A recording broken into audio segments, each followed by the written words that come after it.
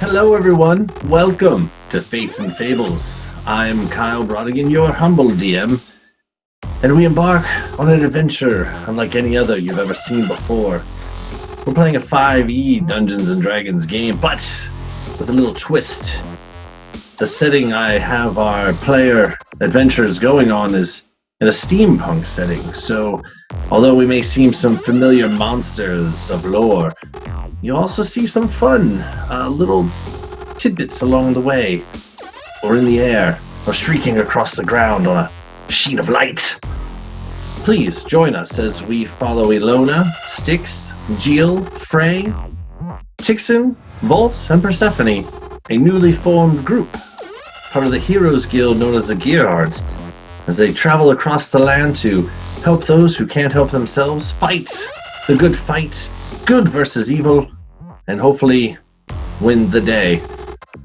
Please, I invite you to sit back, relax, enjoy the show as we tune in for another episode of Fates and Fables. Gearhearts Rising.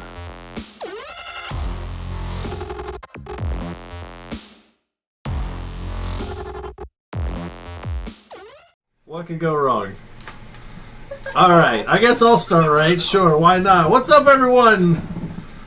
Welcome to Fates and Fables. Hey, here we go, we made it. Can you believe it? I love it. Alright, well, my name's Kyle. I am the humble DM. Should I go with that? I don't know. No? Crazy DM? Yeah. Friendly DM? Probably more friendly than I should be, but just want to thank everyone for tuning in. We're going to do some quick intros. We got a lot to get to, and not a lot of time to do it because I took too long doing technical stuff. But anyway, we're not going to talk about that. So first of all, we're going to do some intros. We're going to go right around the horn here. Everyone tell the folks at home who you are, where you're from. We'll get to some announcements, and then we're just going to jump right into this thing. So I'll give you a cue since I can kind of see everyone. You guys really can't. So Nick, you're up first, man. I'm Nick Rivera. I'm playing Botal, and I'm from New York. Welcome, my brother.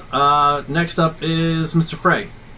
Well, hello, I'm Cody, and I'm playing Freylas Akra, the Asamar Zealot Barbarian. And I'm from Michigan. Perfect. Next up, Miss Kayla. My name's Kayla. I'm playing Ilona Luwin. She's a half-elf artificer, and she has Misfits, which is a mechanical dragon, and he's the best thing in all of the worlds ever. And I... Persephone shot him once. We don't speak at that time. Oh, God. And, costs have been paid. Oh, and I'm in, Pittsburgh. Perfect. Next.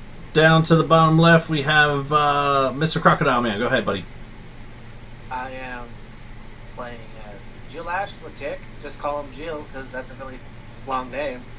He's a lizard folk that looks like a alligator. I am a fighter. I hit things good. My name is... Oh, we'll just say Crab because I don't care. Whatever. Anyway. Works for I'm us. from a state that's like really sunny most of the time, California. So that's fun. Perfect. When it's not. Perfect. That's great. Good start. Heather, you're up next with the cool hat. Yes, so I'm Heather. I'm playing Persephone Sharon for Vanderoff Kearney Davenard III. No, I will not be saying the name every single time. Perfect. I am the gunslinger of the group. I live in Florida. I feel like every time you use your gun, you have to use your full name somehow. Skill ratios. Yep. 6-second rounds. That's not true. No, I don't think we have. You guys didn't even know her last name for the longest time. I used to shock all of you guys when you figured out that she knew Great Aunt Rosalind. I will not remember. Jill will not remember, and that's how it's going. Next up, we have our little cobalt friend. Hello, I play Tixon. My name is Sam. I live in the potato state that is Idaho. I also do a bunch of other really random stuff as a character. I'm a rogue too, and sorcerer. And a candle collector. And I have a gun. And the candle carver. Ah, yes, that is another thing I can do. Also known as the sword. Yeah, I've got a little bit of everything. yeah, I am the toolbox. Has I'm anyone also a kobold. Perfect, perfect. And last but certainly not least, all the way across the pond, Mr. Kev. Hi, I'm Kevin. As I said, I live in England, and I'm currently playing Styx. He's the nice goblin of the group. He's a blood hunter, and is always happy and welcoming to new people. Because nice people light other people on fire. Burn. I set myself on fire on a regular basis. This gives me the warm fuzzies. Yeah, Minus the fuzzy, plus a lot of warm. a Perfect. little bit of warmth. So some other things is probably midway through this, we're gonna have some little mini videos with everyone having their own little voiceovers for what their character are. You can probably see them next to their names down there. We are actually going to be part of another channel. We're on our own for a little bit, but we're going to be joining over with the other channel once we get some rebranding. Currently known as Hoda. Some of our players here, myself included, play in some games over there. You might know me from our Tuesday game, everyone's favorite halfling bard Finley Shenanigan. But today, I'm taking off the player, putting on the DM hat that I don't have. I'll get one. All right. Anyway, but what's that? You got lots of hats. You don't How have do you none. not have any right next to you? I do actually. I mean, that's I mean, There it is. I'll put this on for now. But yeah, Nick knows me all too well. You guys all do. But yeah, so before we get into the game, let's get to some announcements real quick. Let's go over with our other friend wearing a hat, Heather. Tell us some fun stuff. Okay, so I am not only a D&D player, I am a craftsman. I make dice bags. Oh.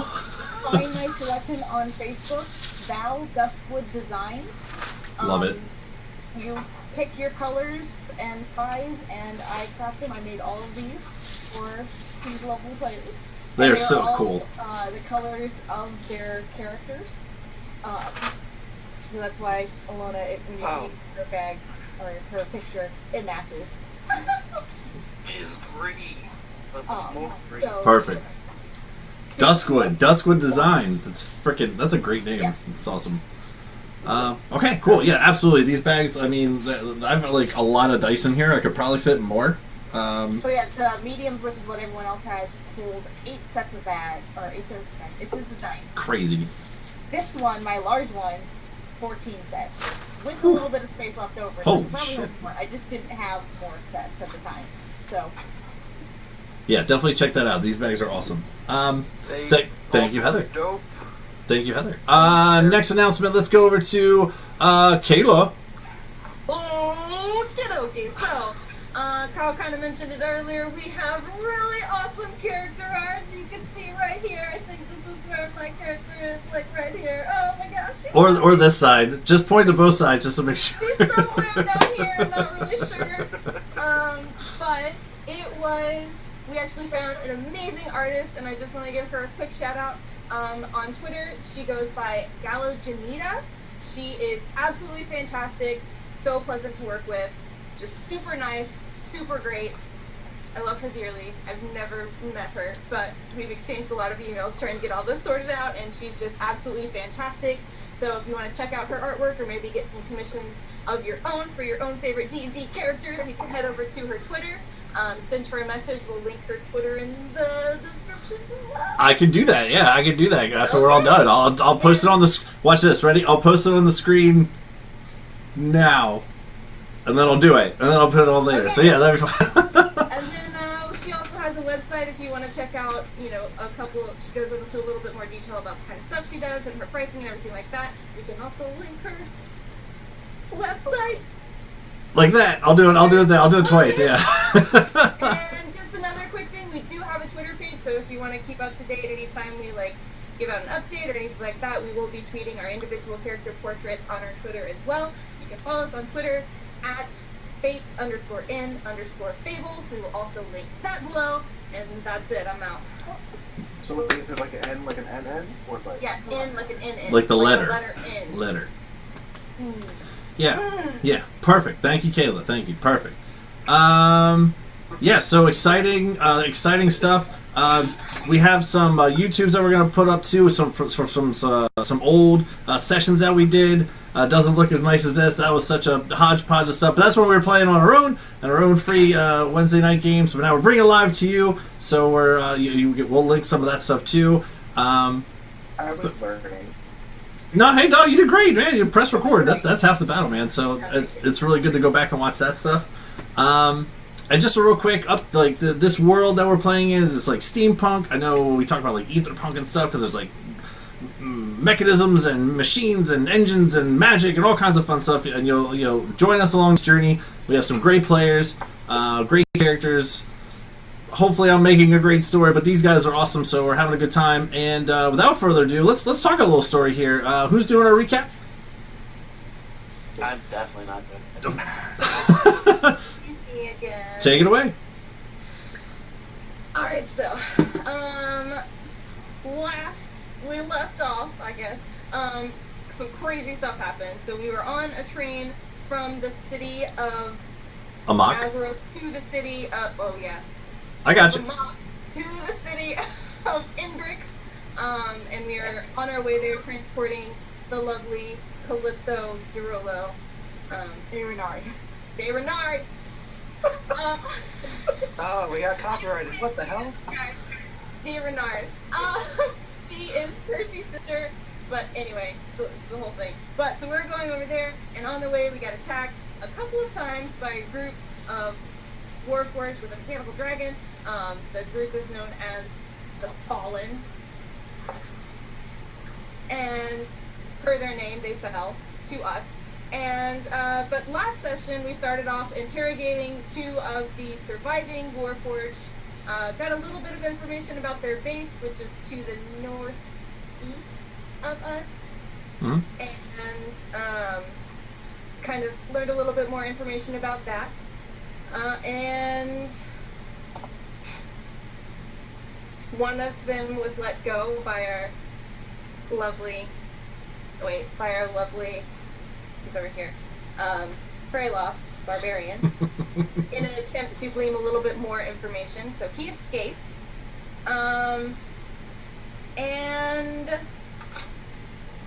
Styx and Percy interrogated and kind of lit a guy on fire and got some information that way too. So it all worked out in the end. We have some choices to make, but we've been waiting on a tow truck forever, and it finally arrived along with a team of properly programmed Warforged from the city of Inbrick that are here to help gather up the 150 dead people that we lost during our lovely train ride.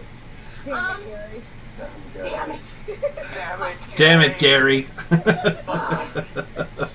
knew I was great. Shut up.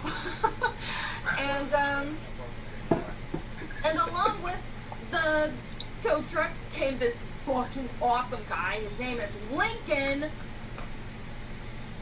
Fredrickson. Last. That a girl. Good save. I gotta compare swords. He's the coolest, and now Fraze and him are gonna compare swords, because that's what people who hit things do.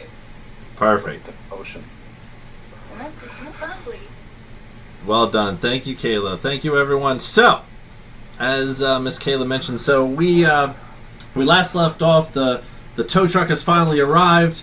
You met the head Warforged Mac, who had some additional paperwork for you guys to sign, and then you'll fill out whoever's in charge. Got a lot of dead people here that wasn't on the original itinerary. We were told just coming to pick up some shrapnel from this train and get it back to Inbrick for repairs.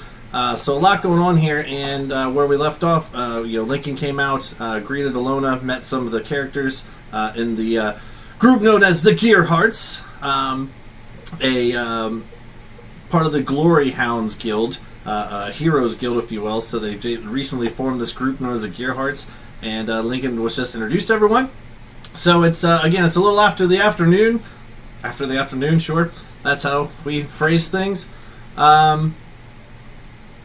The Warforged that you saw kind of go off to the side and wait for the instructions from Mac have now started to, now that all the paperwork's filled out and everything, have uniformly started to kind of work their way from the kind of where the middle shrapnel was, and and starts loading up the initial tow truck. Caterpillared out, kind of working its way on these different dimensions, and they start loading up the shrapnel into one of the bays. Mac informs you guys that it's probably going to take about a day or so in terms of really loading. You got a train, you got dragon parts, you got dead people, a lot going on. You got your mechs that you want to tow back. That wasn't on yet. That was a whole other sheet. You know, you got the pink sheet, now you got a yellow sheet you got to fill out. So a whole bunch going on. So they tell us it's going to be about a day. Working through the night till probably the next morning, early afternoon, till going to be all loaded up, ready to head back. So if you wanted to wait for that, they'd be more than happy to take you back. But Gearhearts, what do you guys want to do? Well, disguised as Calypso, I wanted to see if we can't expedite that and double check that we are bringing everything we want to loot. Who are you talking to, Mac? Yeah. Yeah, I mean, it says right here, we're supposed to come take, let's see, we got a derailed train. I didn't know anything about these dragon pots. I guess we got to take that back. Dead people, that wasn't on the list. And these mech things, you wanted to take these mech things back for you, too? Yes. Yeah, that's a lot, lady. I mean, I'm just saying, if you want me to get all this stuff, that's fine. But, my guys, I didn't bring enough guys for this. So it's going to take us, working all through the hour. I mean, we could do it. We're good at what we do, but it's going to take us a little bit of time. I mean...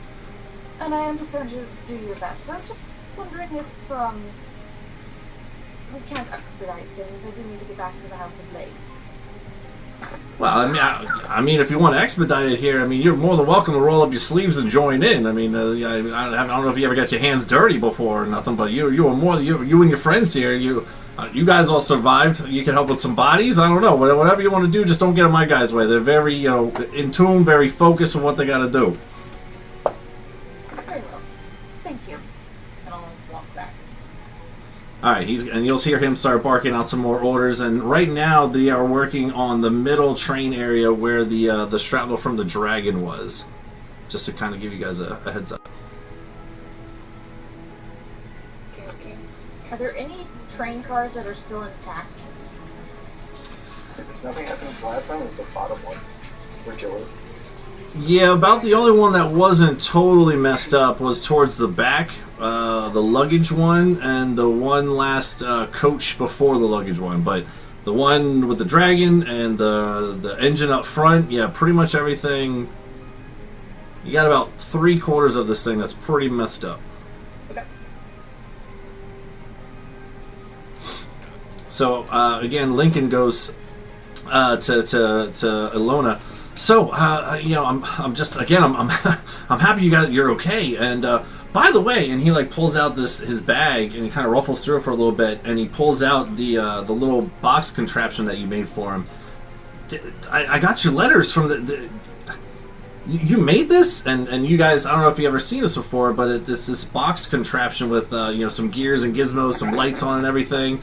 And unless I don't really know what it does, but so how did you make this work? I mean, I know magic can like set mess, but this was awesome. Yeah, so you like it? Okay, so it's, it was made by magic, obviously, because that's sort of my thing. But no, isn't it fantastic? Look, I can send you something. Well, I can't send you something right now because I already sent you something today. But usually I can send it to you and it goes directly to it. Isn't that fantastic? It's like same time kind of thing. So I'm calling it. Are you ready for this? It's Yeah, really catchy. I was gonna ask you if it had a name. Yeah. Yeah. So whenever you send something through it, it's called a transcribed electronic exact time message, or I'm calling it a text message for short. Yeah, that is catchy. I think Yeah, it's no. really catchy. Yeah, absolutely. It's a lot better. I mean, it's a lot shorter and concise than the extra thing you just said. Yeah, that's awesome. A text. I know. I think so too. How did you get here so quickly though? Because you said that you were in Nocia like 2 days ago, and then suddenly you're here. And I took that trip, and it's sort of a little bit longer than 2 days. Yeah, I mean, well, us and the Glory Hounds, we have our ways of, expedited travel, teleportation circles and things like that. As soon as I heard you were in trouble, I came. That's what I do. Well, I'm very excited to hear. I have so many things to tell you. Oh! I need you to help me get my door, though. You need a door? You say a door? I have a door. I left it. No, just come on. Oh, okay. And kind of like grab him, like start pulling. Okay, here we go, and he'll follow you. So you guys go. It's that big metal door that I like slapped onto a wall and used it to like open up. And so I'm gonna have him help me like just pick the door up. He'll kind of like look it over once. I don't get it. What is this? What is this for? No, that's my door. It came from my coat, but I used it to put something inside it. But I don't think we should open it right now because that might be a little bit more attention than not Bennett. Than Bennett is wanting. Oh, okay, all right. So he's gonna kind of like give a once over on the door. So you just want me to pick it up? Yeah, I just want you to hold the door for me. Hold the door. Yeah, just hold the door for me. Okay, like a gentleman. Okay, I will. Okay, and he'll just go up and just. Okay, it's kind of lodged in here. And he's gonna kind of like look. Oh no, I can't because I'm out of. Well, actually, you know what? We can just get it tomorrow. I can sort of shrink it down and make it easier to carry tomorrow. I didn't think about that. I'm just so excited you're here. Oh my goodness! So here's all that you missed, and I'm just gonna start catching him up on everything. All right. Tell him about how I went to Inbrick and I saw dinosaurs, and I met this guy named Fox, and we were investigating dead bodies, and then I left, and then I met Story, and then I went to Azeroth, and then I went and found the rest of the Gearhearts. I am going to leave out Percy's real name.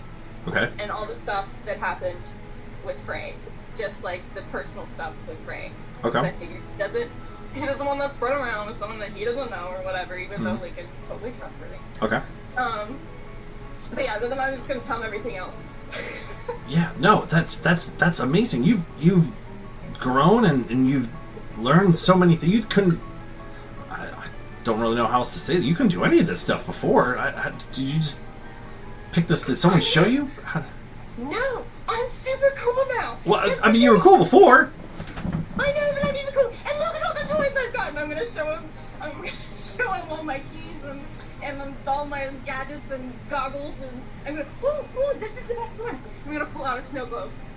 Oh, okay. What does this do? He's gonna like hold it up in his hands. Okay, so look at it. So that right there, that is the Black Knight of Augustine. Do you know the Black Knight of Augustine? What did you just say? The Black Knight of Augustine. That's him in there. Do you know the story? No one else knows the story, and so then I have to sort of explain it, and then it's sort of cool. But look, and I'm going to take it from him, and I'm going to put it behind my back, and then I'm going to pull it back out, and the little figure in there is moved a little bit.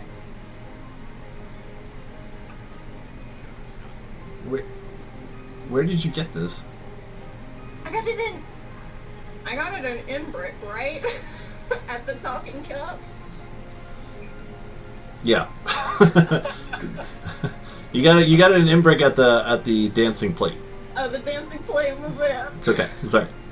I got it in Inbrick at the dancing plate. It's this cool little store, and they have so many like little trinkets. No, yeah, I've heard of that plate. Where did you hear about the Black Knight from?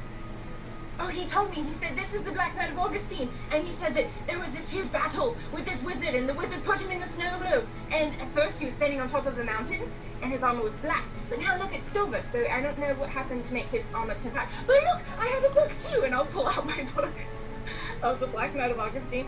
And as I read the book, the little scenery changes, because at one point he was on a boat in the book, and then he was on a boat in the globe, and then at one point he was in a field in the book, and then he was in a field in the globe, and then he was at a training ground in the book, and he was at a training ground in the globe. So I don't know what's going to happen, but I'm really excited to find out how he got on my mountaintop and how he got really black armor, and I'm just so excited.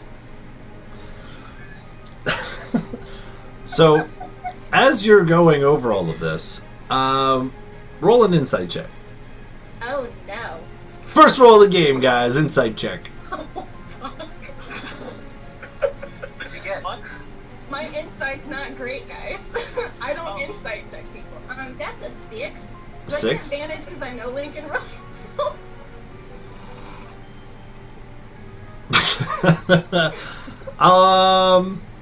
For the first roll of the game, sure. Go ahead. That sounds great. Just because you're the first. Get a 1. Oh, that's better. That's a 17. Okay. So with that, as you're kind of describing everything, when you first dropped the Black Knight of Augustine name, you kind of noticed his demeanor change a little bit, and as you're for lack of a better word, rambling about everything. You look up to get his expression. He's been looking down at this snow globe like the whole time, and hasn't really kind of catches himself and says, "Wait, you said you have a book too? Can I see it?" Yeah, here's the book. It's really good. And he'll I've never read anything like it before. kind of exchange the snow globe with you and start looking through the book. Do you mind if I read this? Can I look at this? Well, it's just I haven't finished it yet. Okay. I'm sort of in the middle of it. So, I guess it's fine if you read it. Just don't tell me what happens at the end. But if you read it, the snow globe might mess up. Just don't read me. We'll read it together! Okay. You, haven't noticed anything, like, strange, I guess, with having the snow globe or the book or anything?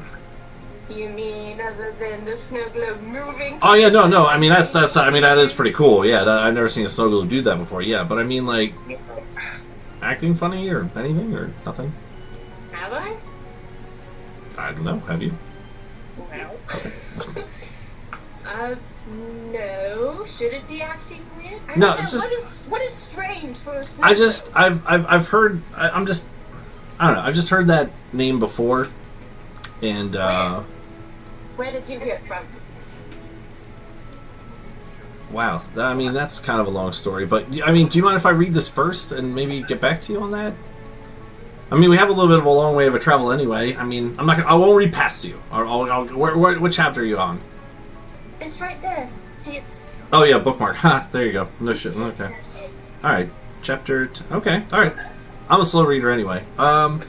Is that alright? Yeah, that's fine. I mean, do you know... I guess you can tell me about things that you know that maybe the book doesn't know later. I mean, I had something I wanted to talk to you about before, but maybe that can wait. This might actually be... Tell me, what is it? We've not talked in so long, what do you want to talk to me about? And he'll kind of look around real quick. You guys are alone towards the end of the train, so he just wants to double back and make sure. As this is going on, what's the rest of the group doing? So, I brought our captain here, hoping that they take him away from prison. Seeing as that is not happening, I'm gonna take him up somewhere and just tie him to like far away from any vehicle or Our horse. captive is going to get returned to the House of Rose. No, he is not. I don't hear this anyway. I tie him up next to a tree, put a blindfold on him.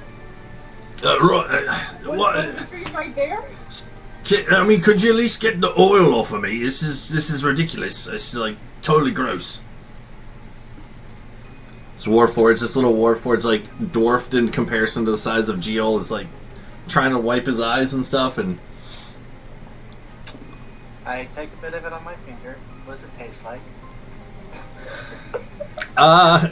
what kind of oil did you use, Sticks? Plain cheap oil. City land oil, basically. Yeah. To you, it tastes like syrup. With your ring of the goat, where things taste great. Tastes like syrup. Great with chicken and waffles. Too Hold soon. still. Yeah. I tell him to hold still, and I just lick it. Right, okay. That's gross. Would have rather done with the oil. Alright, just stop it. The worst torture that any of us have done. It's like a big cat tongue. Alright, yep, nope, that's fine. Just one will do. Thanks. Ugh. Alright. Then I wipe off the spit and I tie him up, blah blah. And then I guess I help out the Warforged that can help because I am poor and I do that. Okay. So if you're gonna help, as Max said, you know these guys are like almost like the ants come marching in, man. Like one goes in, takes a piece, goes around as the other one's coming around and go. Like they have there's probably about like 10, 12 of them. Just pick up a piece, go back, set it down, like Wall-E style, basically. Set it down in the tow truck, come back around, They seem to be making pretty decent progress, but there's a lot of dragging here. But you're more than welcome to help, or if you want to join in, you can just join right into the line, or Yeah, I'll just jump on the ride. He's trying to help, but he's also trying to strike up a conversation the whole time. you're trying to talk to the Warforged while you're helping. Pretty much. So while I'm carrying one, I walk behind another one in the line. How long, you guys do stuff like this often? Yes. Right, okay. So shit breaks down all the time out here then? Sometimes. Sometimes, right. Like bad attacks, or what usually causes it? Don't really ask questions. Pick up stuff. And he picks up stuff and starts to turn around. Now there's a guy behind you. Not much for conversation, is he? No. Say to the other guy. Are you okay? Hey, You're looking we're a little, holding up the line. a little twitchy there, bud. He's just he's on a pause mode, waiting for you to move so he can get to the piece that's in front of you. Now there's another one. Just a moment. Now there's another one. Yeah, I step out of the way. And he picks it up and goes, and the next one goes. And it's tick, tick, tick, tick, tick, tick, tick. They're all trying to catch up the momentum that you just stopped. Step in their way again. So what's your name? He pauses him for a moment. Don't really have a name. None? Not even I don't know, fucking Sleepy or something, or fuck, I don't know, Lifter. Well, So this causes him to stop, and he turns around, without moving, turning, just turns around to the last one. Do we have names? He goes, do we have names? Now there's 4 or 5, 6 of them. Do we have a name? He goes, no. Right. Yeah, you guys keep up the good work. Gotta go check a thing. Turns around and goes to try to find Mac now. Picks up a thing and goes, thank you. Thank you. Now they just right down the line. You're gonna go find Mac? Yeah. Shit.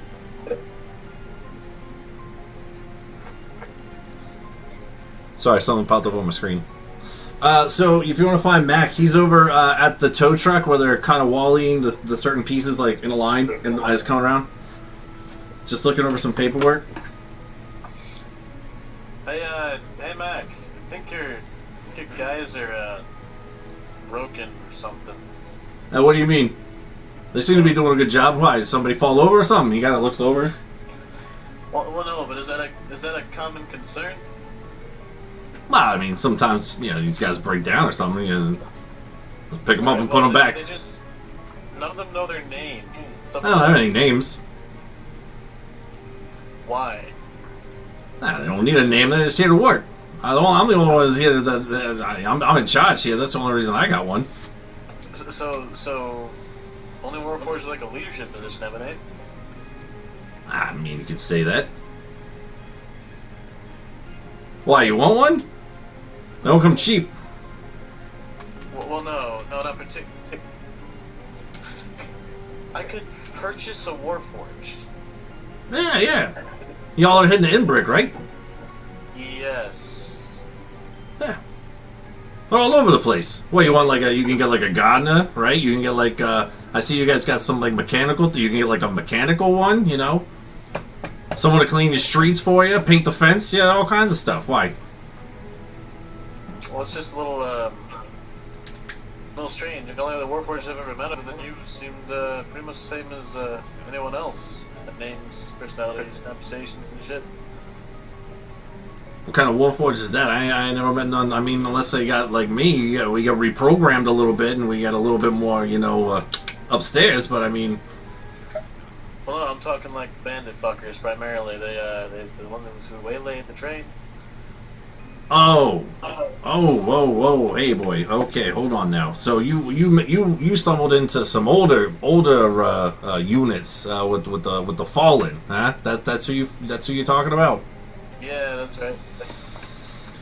Yeah, that's an older line. That's some old tech, man. They don't make them like that no more. You know, and you'll see. Go ahead and make a perception check. I'm gonna try to not throw all my dice simultaneously when I do that. Take your time. It ain't high. Don't hurt yourself. I make no promises. So perception check, that was a 10. 10? All right, just kind of giving a quick little glance over. You do notice that as you're thinking about the warforged that you met, talked to, seem to have some sort of personality, just like Mac does.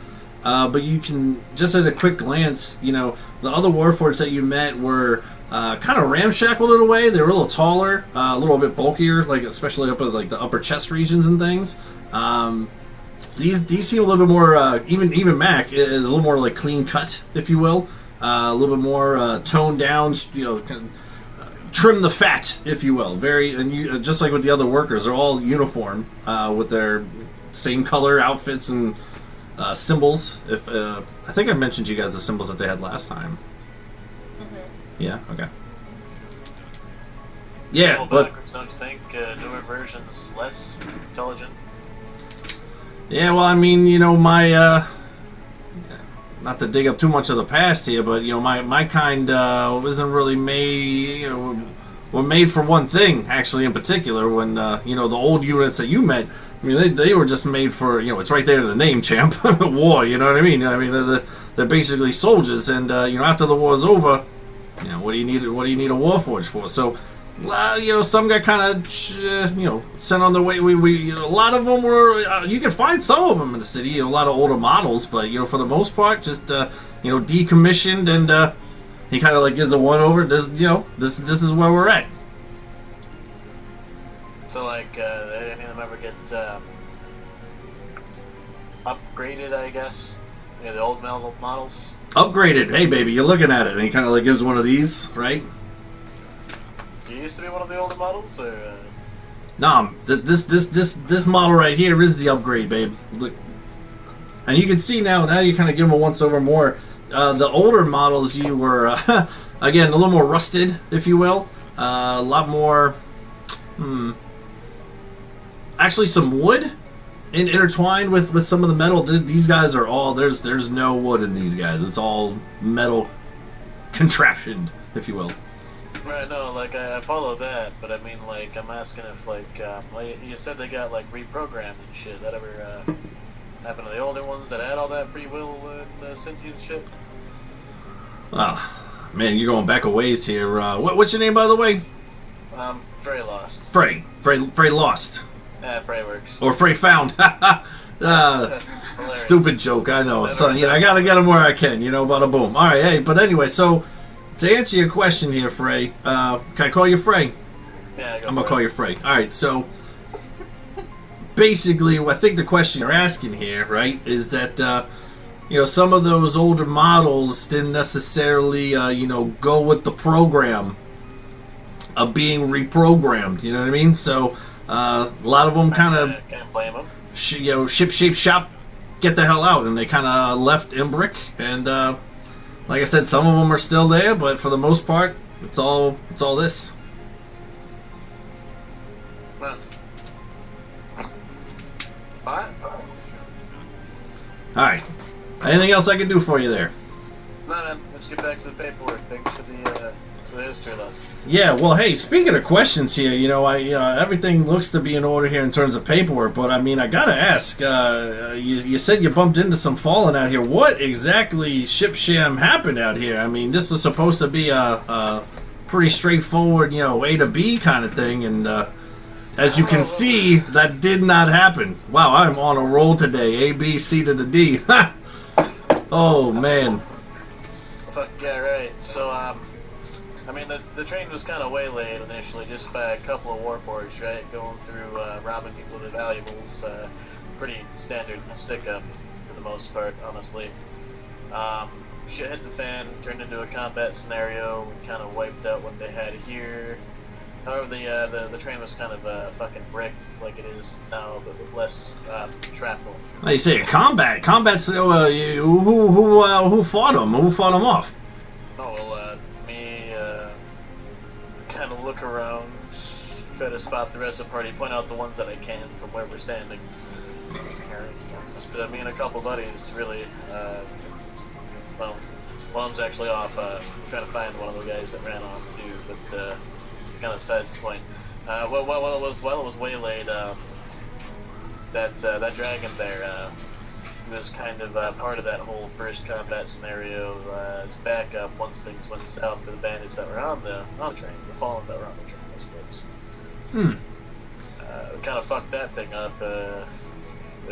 Yeah, how'd you do that?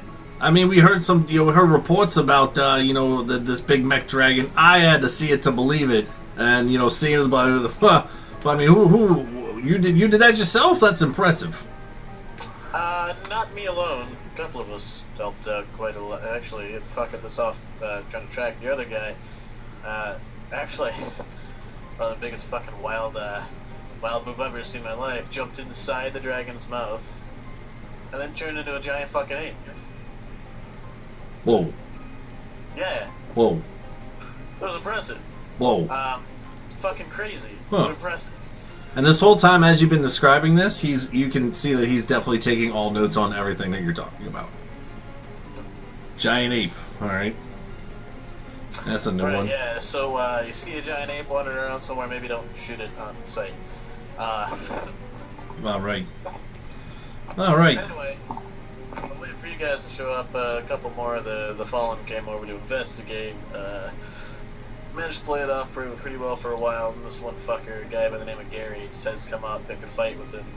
Gets the train car with all the other civilians shot to shit, and it just went downhill from there. Huh. Shot the shit. All right. Okay.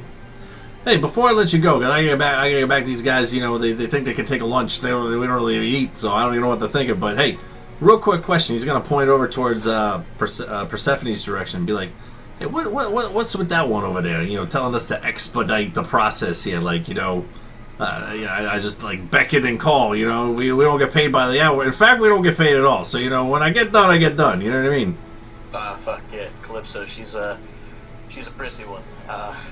Try not to pay too much attention to her.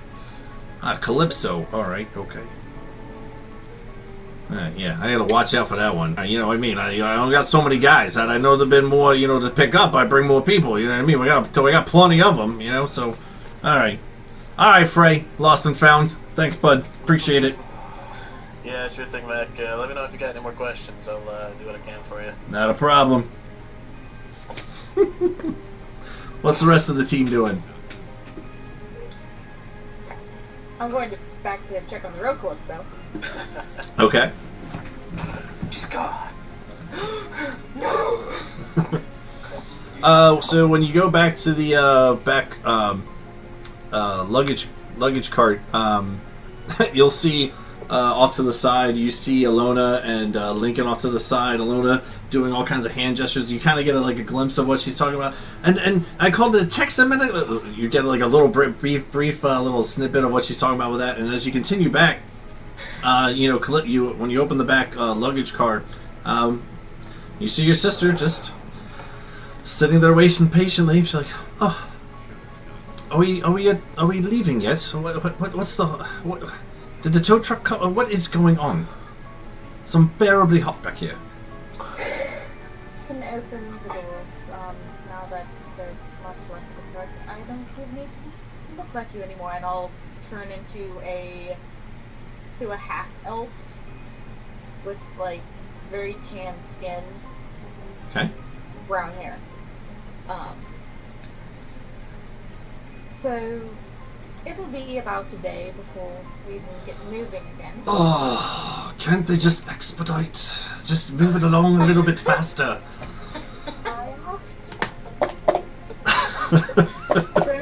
I asked because I don't want to be sitting out here in the middle of nowhere any longer than we do. I want to get this over with. I also want to make sure that we're not leaving behind any valuables. Like those mechs. But we both can. Persephone, may I ask you a question? Bennett, for now, please. Pardon me, Barrett. Miss Bennett, is this the life that you want for yourself? I mean, bandits and guns and dragons and crocodile men. I mean, he was actually quite nice and polite, but I mean, besides the point, I mean, we have so much waiting at home. A noble life of no danger and safety, and why? I don't understand why. This is not my ideal life. My ideal life is my own workshop. Freedom to make what I please, when I please. What's waiting for me back home is not anything like I wish. Running a household, much less. I'm pretty sure that the reason that I've been set up with Lord Dahl is because they're afraid that he's going to ruin the family name, and I am not going to deal with him, much less keep their house afloat. They've got their own problems. So yes, this is much preferred to that.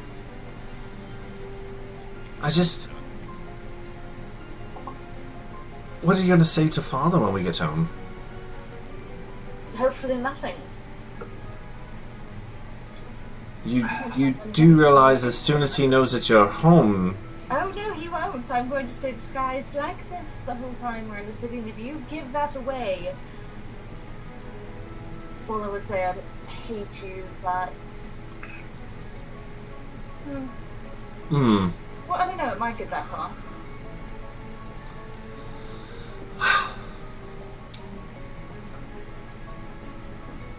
Well, I think it goes without saying that I'm beyond past the point of trying to tell you what to do, but you can't run away from your responsibilities forever. That's all I'm going to say on the matter. That's all I'm going to say. He's willing to talk about it and resolve it in a manner that I find satisfactory. Then I'll start speaking to him again. And I won't run. But I will not have my life dictated for me. Not even by Father. Alright.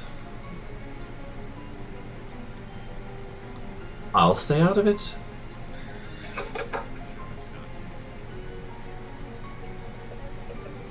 It is bloody hot. Can I please get out of here? This is... Yes! Oh, thank...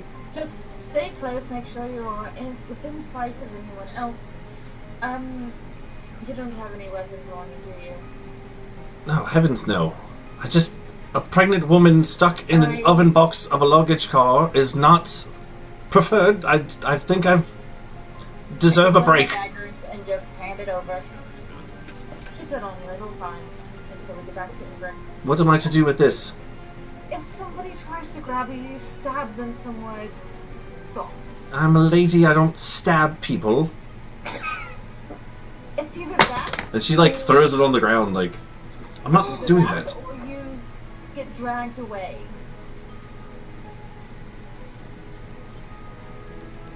She'll kind of, like, look at the knife that she just threw on the ground.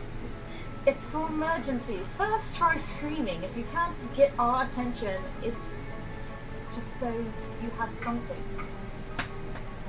Just kind of, like, bend over and... Please, try every other means first. It's the last resort, but I don't want you to be without... I don't like violence, but alright. Well. And she'll, like, start to get out of the luggage car with you. Do you want to walk anywhere, or? I'll just stay close to her and let her wander where she will. Okay. Is Alona still rambling outside? Yeah, as you pass by, you'll see Lincoln is handing her a ball of some sorts, and she's handing him a book. Oh, so I recognize the snow globe? Mm-hmm. Yeah. I'm gonna let her ramble, enjoying the excitement. It's hard to get her to calm down, so I'll just let her have it. Right. Oh, this is so much better. Thank you. Oh, just... And so you just want to go for a walk? I'll act like a bodyguard. All right, cool. Go. What is your perception again? Passive is 20. Okay. So as you come out of the luggage car and start to walk down, and you pass Alona and Lincoln off to the side,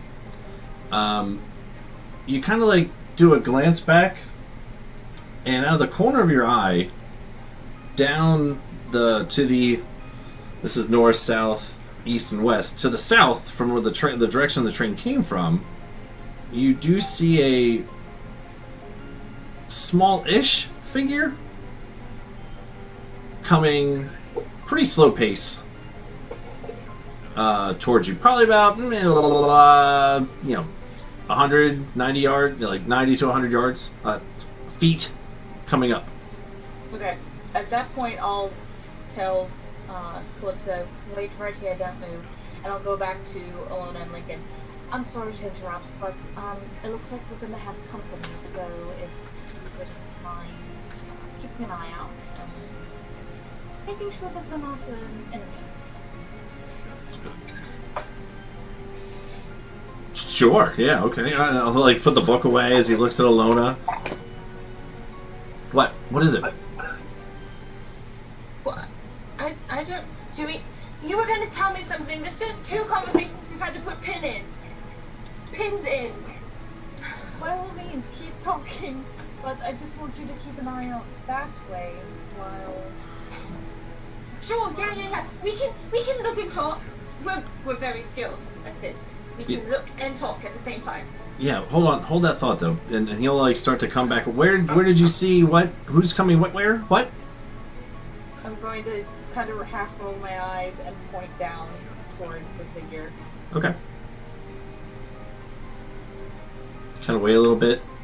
The dark figure, again moving very slowly, just starts to come into view, and you hear the footsteps crinkling in the dirt as it gets closer, and as it approaches, Lincoln kind of like goes up against the side of the rail car, like with a sword drawn just in case of danger, and Alona poses right there next to him, right? And as you guys are standing there, you see... Just let them have it and move back to the like adventure pose ready, right? And as you guys are standing there, you just hear...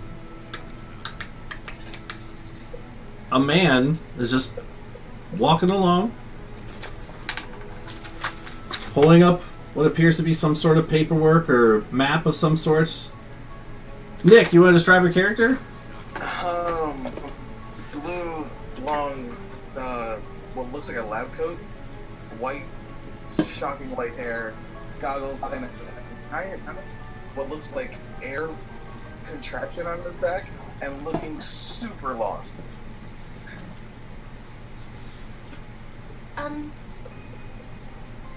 Do we go and go? Oh, okay. Okay. No, you look harmless. I'm sure he's fine. All right. Hi. He's... Oh, hello.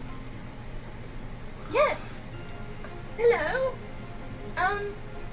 What are you doing here? I'm looking for some... Yeah, hold on. Schmidt told me something. And, like, on the map, which is clearly upside down, and on the wrong side of the picture. Yeah. I went there, and there was this big cool contraption that I, like, tinkered with a little bit. But then he told me where they went, so I went looking for them. And then I got lost. What was I was following the tracks for a while. I don't know, it had little claw things on it. Oh, that's ours! Wait, no, you're the people? Where's the rest of I'm one of the people! Oh! You're training! Okay. So exciting! You've got the hair and the map and you tinkered with the thing! Oh, maybe best not to mention that you tinkered with the stuff. Yeah, Schmidt told me there's a girl with a bang stick that doesn't like stuff. Yes, I will point her out to you, but she doesn't seem to be here right now. Is she okay? She's fine. She's just Can I insight that? Of course, yeah. Absolutely. Buff check. She's with her sister. Oh god. I mean, you could try to go against that 22 if you want, Miss Kayla. No. No. Something's up. Yeah, sure, what the hell, for fun. Nope, that's 2, so. Perfect. This girl seems a little on edge there, Nicholas. I'll explain everything more to you later. But I can't right now, because then she'll get mad at me. But Okay, I like that. also, not mention tinkering with the sub to that half-elf over there. Who's not I'm gonna lean over. our friend. I'm starting to think not the best liar. I don't know, I'm a great liar. You'll see Lincoln behind her go, Please, but I'll take a line, tell him. and as you turn around to look, he's like, oh, yeah. Great liar. Yeah, absolutely. Best liar. Turns around. Why would I want to lie anyway? Okay, maybe I'm not that great at it, but what's the point in lying? It's stupid. I'm sorry, you are an amazing liar. Thank you. I know you mean it.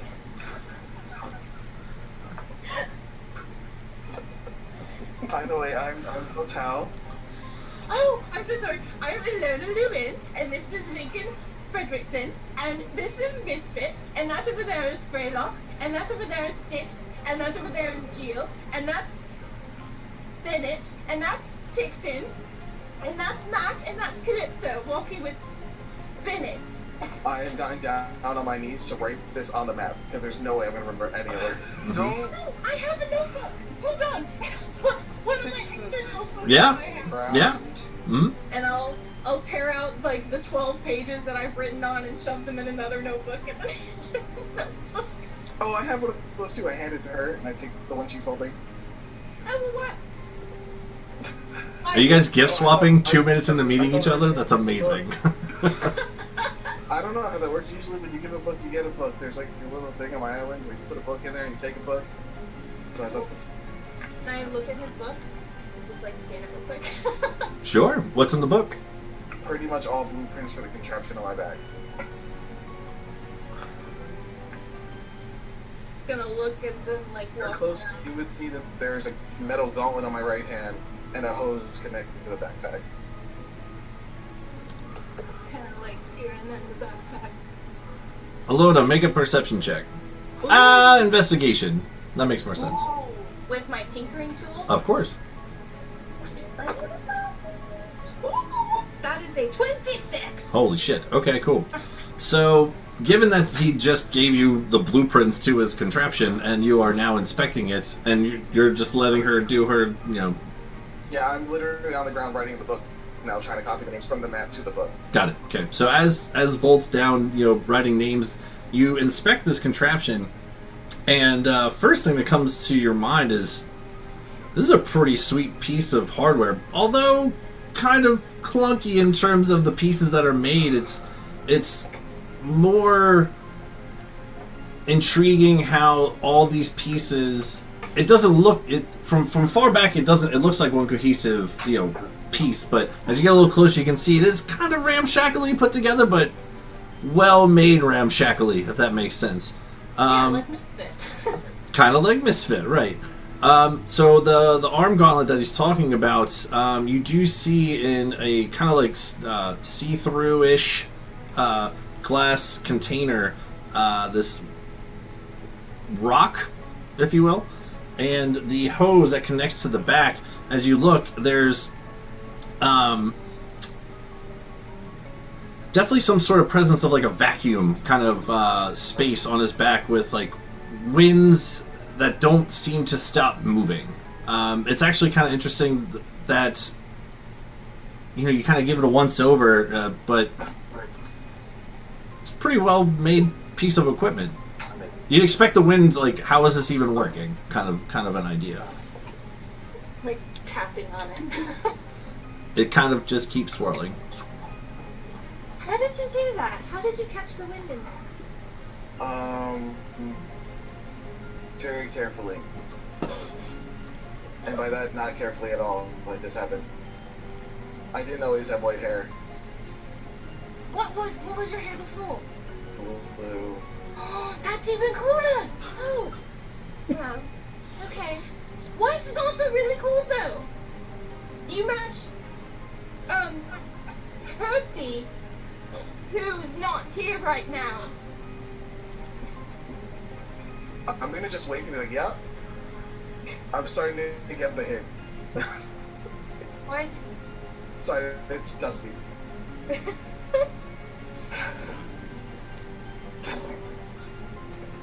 Did I do that right? I'm gonna look at Yes. this. You're doing great. Yeah, no, you're great. This is perfect. Exactly how I talked to you. Yep, absolutely. Doing a great job. You never taught me how to do that. No, the interrogation that you're doing. This is perfect. This is like Yeah. Being interrogated? I didn't do anything wrong, I promise.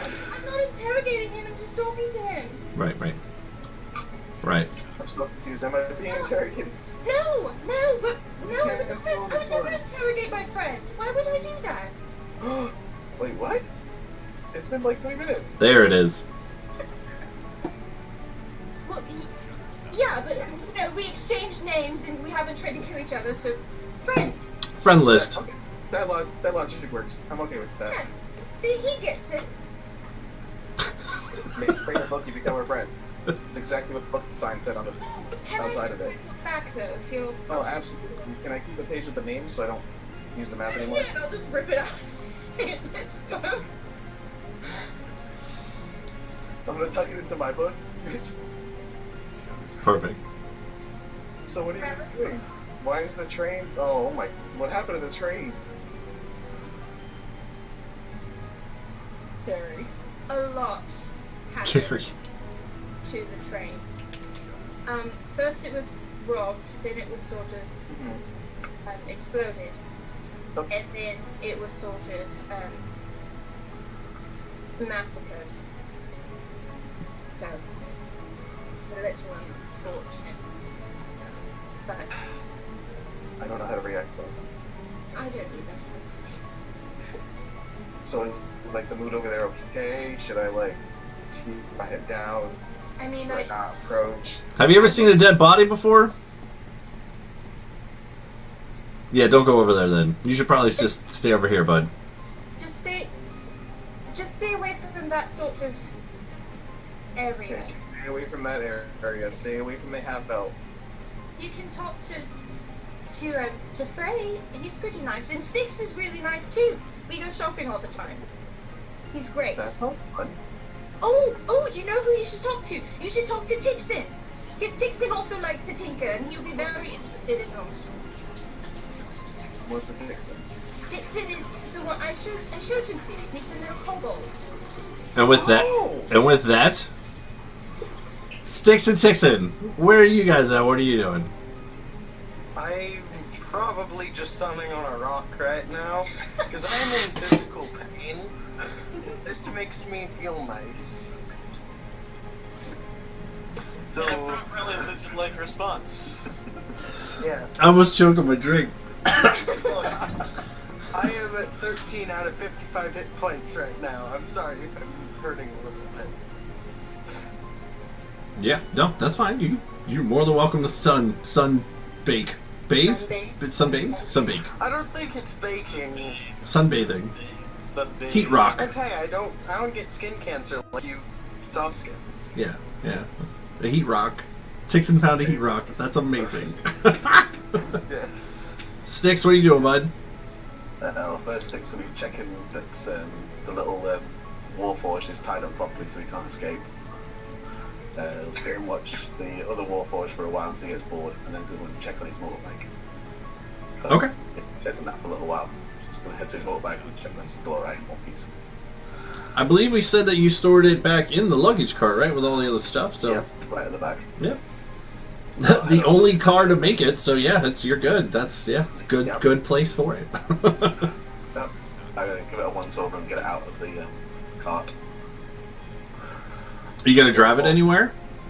I'm gonna find Calypso and see which once the rides cool down. Hey. Out distract her. So as you kind of, do you want to walk it up, or you want to drive it up to Bennett and Calypso? I'll drive it up slowly. Okay. Get up nice and close behind and then rev it up. No, my whoa! What is that? What is that contraption? This is my ride. Oh, well, you startled me. Just going for a walk here with Miss Bennett. Are you going for a ride, Sticks? Yes, I'm bored here. The guys are working, they're all talking, and I'm bored. So I'm going for a ride. Do you want to jump on? Oh, I would. Nice to have air blowing through your hair. Oh, that sounds lovely. I don't really know if that's the safest thing for me, my little goblin friend. As long as you don't go too fast. Do it. You won't. No more. Come on, Calypso, live a little. You'll be perfectly safe. I have a baby. I'm not going on a motorcycle. Or the disembodied. Yes. You have a baby, or are you a baby? Jesus. I'm gonna give him a look and say, she is pregnant after all. So, not too fast. Wow, that was obvious. Of course, I'm not going to go too fast. Roll a persuasion check, Sticks. Natural 20, Mr. Cool on your motorcycle taking a prego chick out on the town. Friggin' goblin on the lock. And Ilona guessed it. You mother. So the first natural 20 in our game is not to crit on a dragon or slay the villain. It's to get a prego chick on a motorcycle. I love this group. It's a thing that's going to happen now. She gives a look over to to Miss Bennett.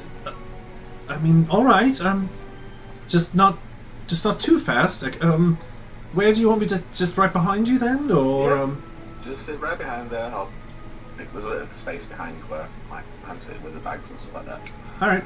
So she'll kind of like awkwardly like pull up a leg and like lift their dress up a little bit and like trying to hike it up on there and sits down and. Where do you want me to put my hands? All right. No. Oh, okay. Ooh, oh, all right. I'll rev it up and start driving. Oh, okay. Oh, here. Lean in close and say, if she gets hurt, you will pay. And then I'm just gonna walk off. Yeah. Dixon just hears engine going, looks up. Huh? I'm going to drive around for like an hour or so. Okay. I'll go hang out with I'll judge Calypso's response by how fast I go. If she starts to enjoy it, I'll go a little bit faster, but not max speed. Okay. There's a couple of times and there's like, oh, okay, all right. That was lovely. Not too fast, Sticks, but oh, and then like give it a little rev every now and again. Just this stuff. And when you guys get back after the hour, you do see that she very much enjoyed that and thanks you and appreciates it. Have a little.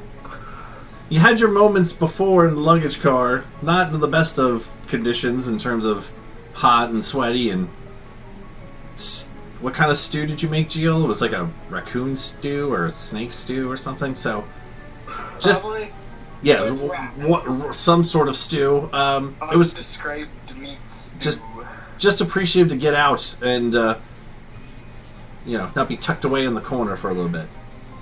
Gives It you was scrawny rabbit and grub gruel, actually. yes, and she gives you a little kiss on the cheek. Thank you, Sticks. Oh. You're welcome, my lady. And I'll pull out a water skin that's actually got water in it. You got a tip of fedora there, bud? Oh, Oh yeah, and then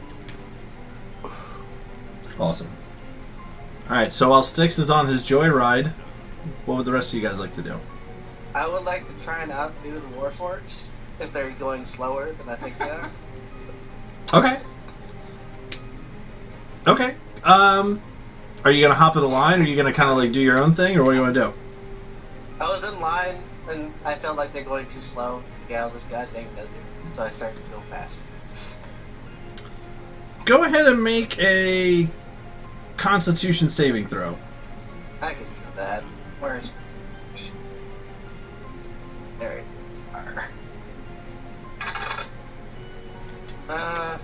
15 plus 6. So that is 21. Okay. And a side note, go ahead and just make a straight intelligence check. Well, that is... Where's my intelligence? I just had my character sheet up. Ooh, a 2. So, alright. So, as you're kind of like watching this for a moment, you have the Warforged tied up and everything. He seems to be good. You see sticks peel off with Calypso on the back, and you heard Percy, Miss Bennett earlier say about trying to make this speed up a little bit. So you're kind of looking this once over. Yeah, this is taking too long. So you kind of like not necessarily hop into formation. You more or less just like push some out of the way, and like two of them like almost fall over. One does.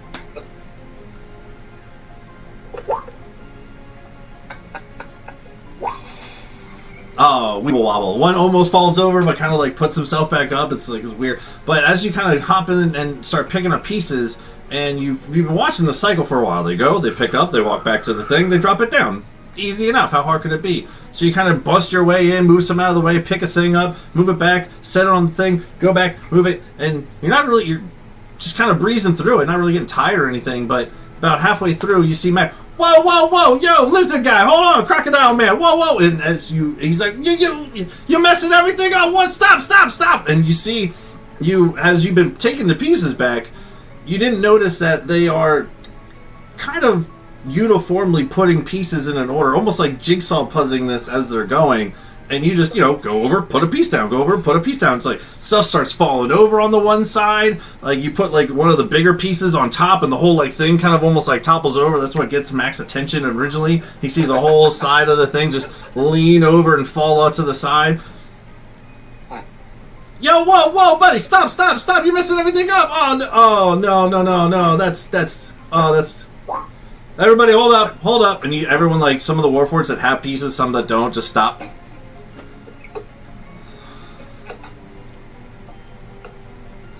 Buddy, why? What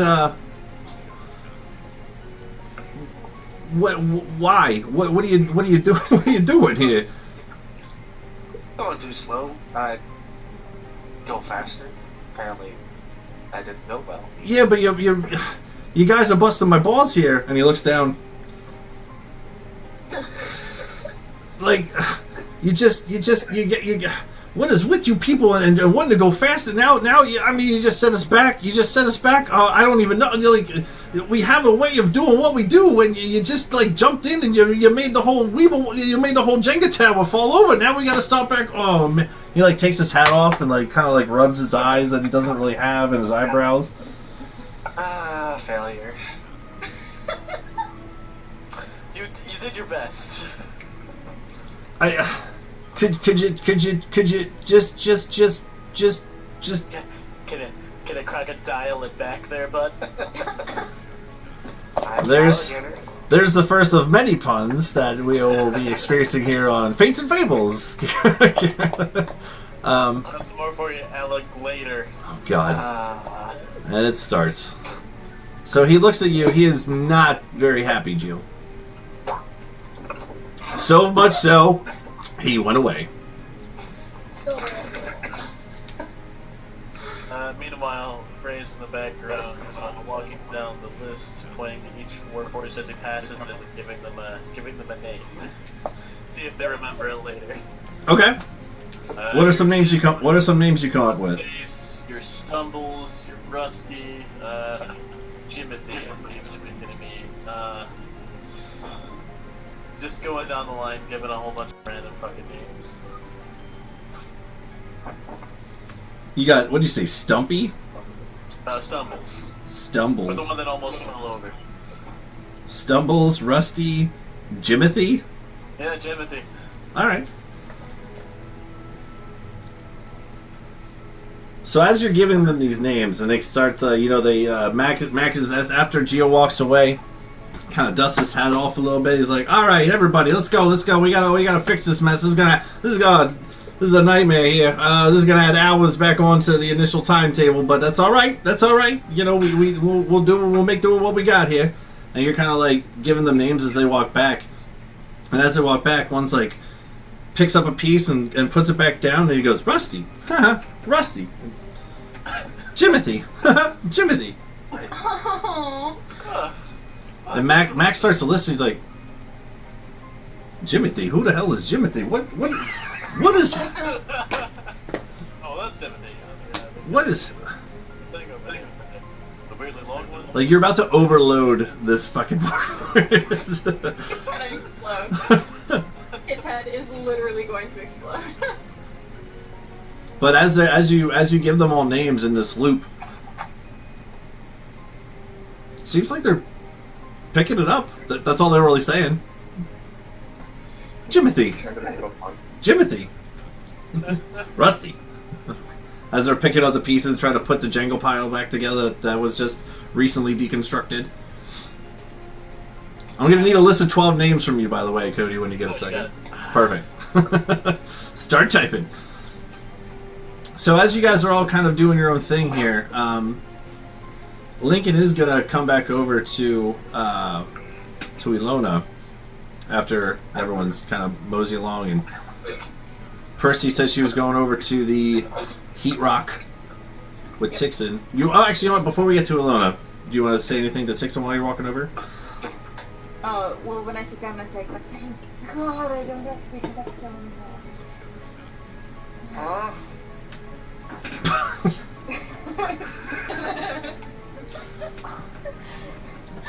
pat him on the head. Oh, no. That's my head? Yes, it is. Don't. I don't have to pretend to be very happy. That sounds pleasant. Are you alright? I hurt. So do I. I hurt very much. I think I almost died. Again. All got rather close. At least I didn't get shot.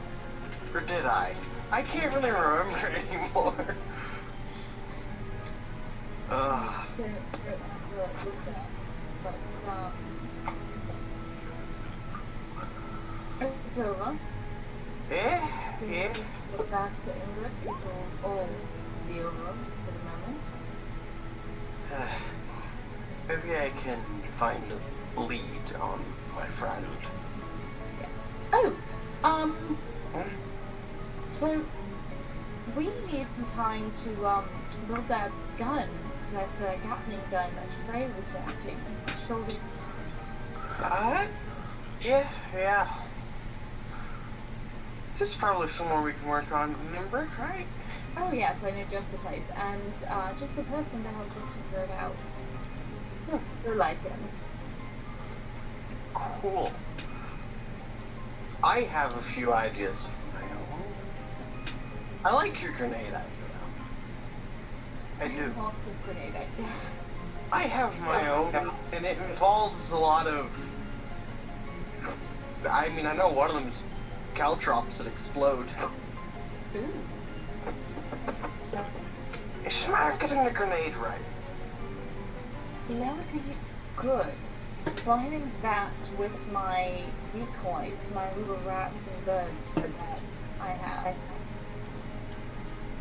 Send them out, not just draw the attention for the code. And I just pull out my notebook and start sketching. Like, I already have a few ideas. They involve wheel-lock mechanisms and things. They're pretty complicated. I like them. Think a delayed explosive that sticks to you.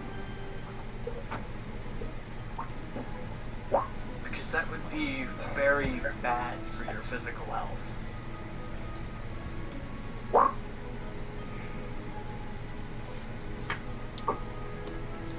So until we're interrupted, we're talking shop, obviously. I like it. He's still half out of it. It's fine. Hey, she got down to about a quarter of her health too, so. I'm at almost 1/5 of my HP. 2284, I am down there too. So we paused. 84. We paused with Ilona and Volt, and we'll pick your conversation back up as you see Styx and Calypso take off on a motorcycle back down that way. Oh, I had told Colt that he should talk to Tixon. Oh, Yeah. But then the person I can't talk to is also there, so kind of standing between the train and them. Well, no, you Yeah. can talk to her. Just don't mention that you worked on the sub. Oh, I didn't know that. I don't know what you're talking about. You can even.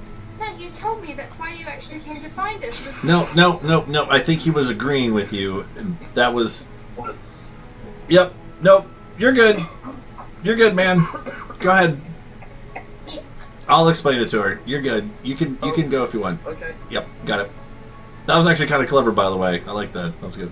I have very little moments of those. What just happened? No. He was agreeing with you by saying as Volt's like walking back and forth and walking. What he was saying was like So he agreed with you by saying, "Yeah, I don't know what you're talking about." Like, remember that wing thing you guys were trying to do before? Oh, Yeah, that one. Right. That's like another way of doing that without winking. Right. So, okay. when do you wink? No, all right. Hold on. Let me think about this. So when you're like in on it with the person that you're in on it with. In on it. Wow. Okay. I remember our conversations now. Got it. So, yep. So we will keep this going. Would you like to go over and walk over, Volt? Yeah. I'll walk up carefully. And then half the way up. Discussion. Yeah. And then, hi, Alona told me to come say hi to Tixon. Hi. You don't look good. I've been in pain. Do you want help? Do you want help too? It'd be kind of nice. Okay. Did I get shot? Or was I just stabbed? I can't remember anymore. I think I got hit on the head. Oh, thank you. And then... Well, damn. Yeah, right? Okay, I feel much better. Thank you. No problem. Who are you? I'm the hotel. I was looking for you guys. I got lost on a safety. Oh. Yeah, Schmidt told me to come look for you guys.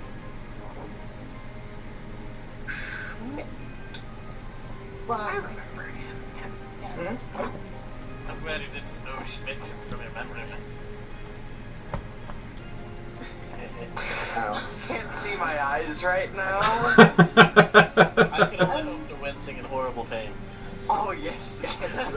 Just like smile. I'm helping you roleplay, so don't worry.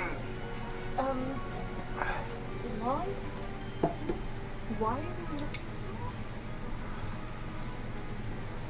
Oh, because you guys apparently did really cool stuff. And Percy's just picturing another Harrison fanboy, just... It's all coming back. It's all come back full circle. I mean, I do magic. He kind of just sparks with fire. Magic is cool. I'm just gonna casually light one of his red scales on fire. I pressed the detection of fire off. No. Yeah, I'm trying to turn it off. You guys, Why? it's fine. Oh, I thought you were on fire. No. I mean, I was. You just Look, I was told that you have to stop, drop, and roll. It could be very dangerous. Lighting people on fire is not safe. Very inspiring statement. Oh god. Magic thing. Yeah. Oh. If he's not That makes sense. screaming or looking like he's being hurt quiet, it's fine. hangs up a notebook. If you're on fire but not screaming or hurting, it's a fine. Good note. So, And I'm just like eyeing him, assessing him, looking at the contraption, just trying to figure him out. I'm just gonna stand up and walk over and just look this contraption over, like, what the hell does this thing do? So when Volt first walked over, I mean, you did see this. It's not hard to miss. There is this kind of metallic contraption gauntlet on his right arm that does have something go back around behind him. But as he's talking to you, and you kind of stand up and kind of look around, you can see this big, large glass contraption on his back. I'm gonna poke around it like,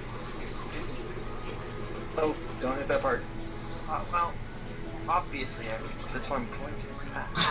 This, that. What's its purpose? I'm curious. It holds.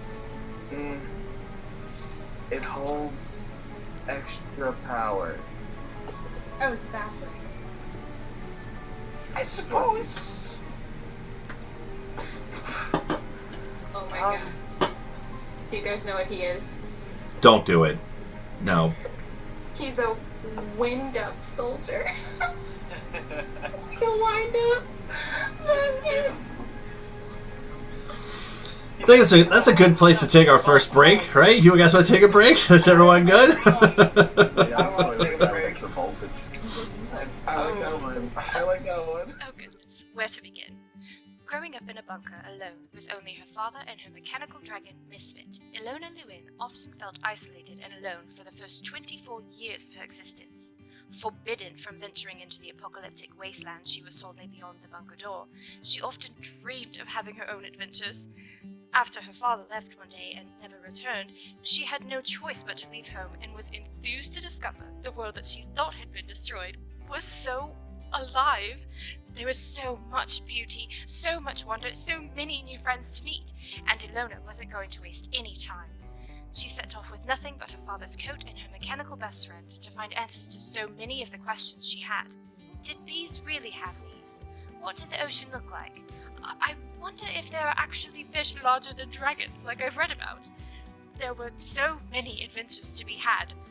So why had her father locked her away and kept her from knowing such a wonderful and magnificent place filled with so many great people?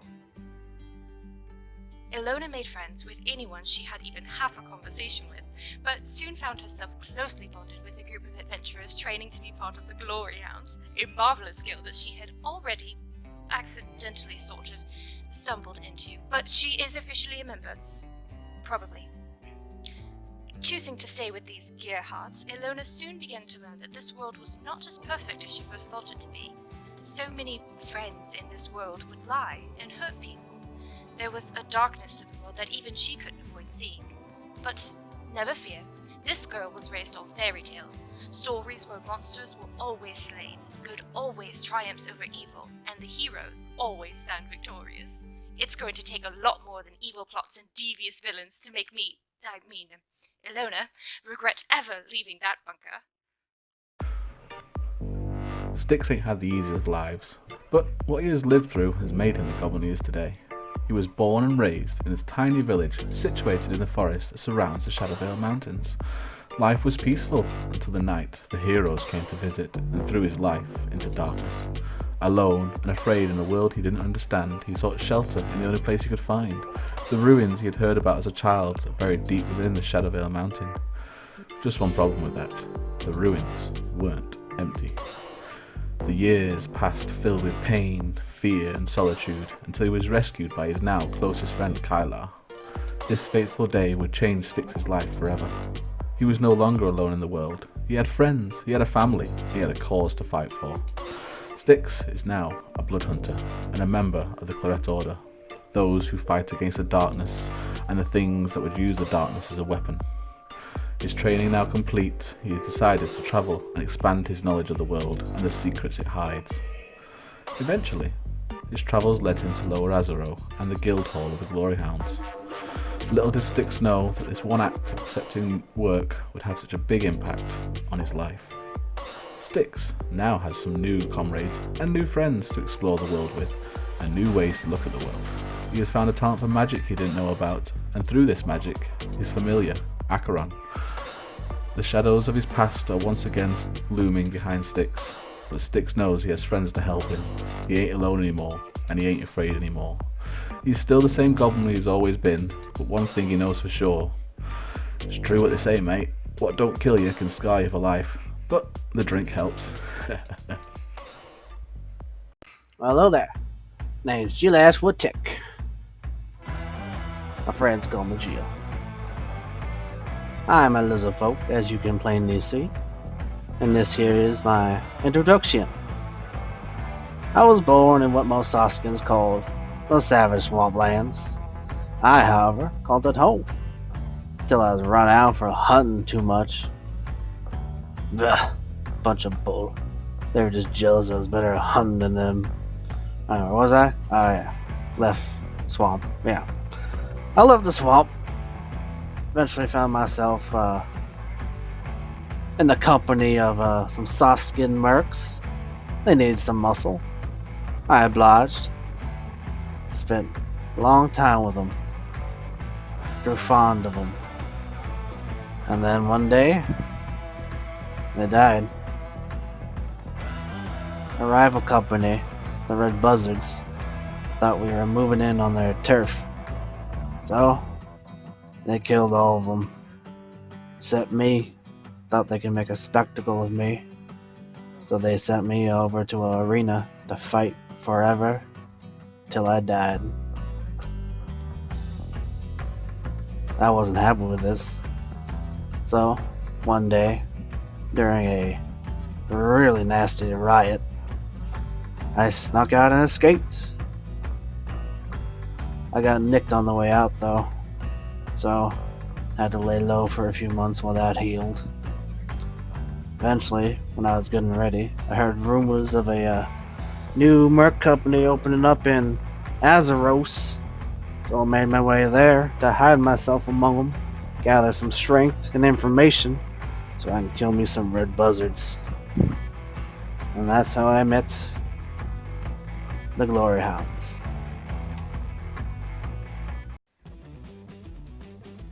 Freylost Akra has always been a strong-minded sort, even from his early days among the orphans abandoned at the gates of Grimjaw's compound. He was hand-selected to undergo training to become an elite shock trooper under the God, Tyr, to maintain order throughout the known lands. He maintained this reputation during his training, holding a standing record for returning other platoons as lost flags, as well as a record for the most successful captures on training missions and the most, disciplinary paperwork for refusal of orders. He was an excellent shock trooper with a bit of a mind of his own, and may have risen high among those of lofty ideals were it not for that day.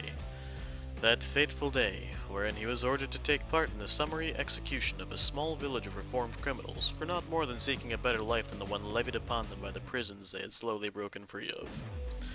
You see, while the rest of his squad saw hardened criminals, Freylost saw people trying to make the most of what they had, far away from any who could come to harm for it. While the rest of his squad fell too, Freylost fell away, off into the wilds until he hit a point where he could run no more, drifting off into sleep. In his dreams, he was made an offer, a chance to understand why the world behaved the way it did, why it could be so brutal, so unforgiving, and more importantly, how he could change it. All he need do was step away from his home and squad, and continue seeking power under the guidance of this new force.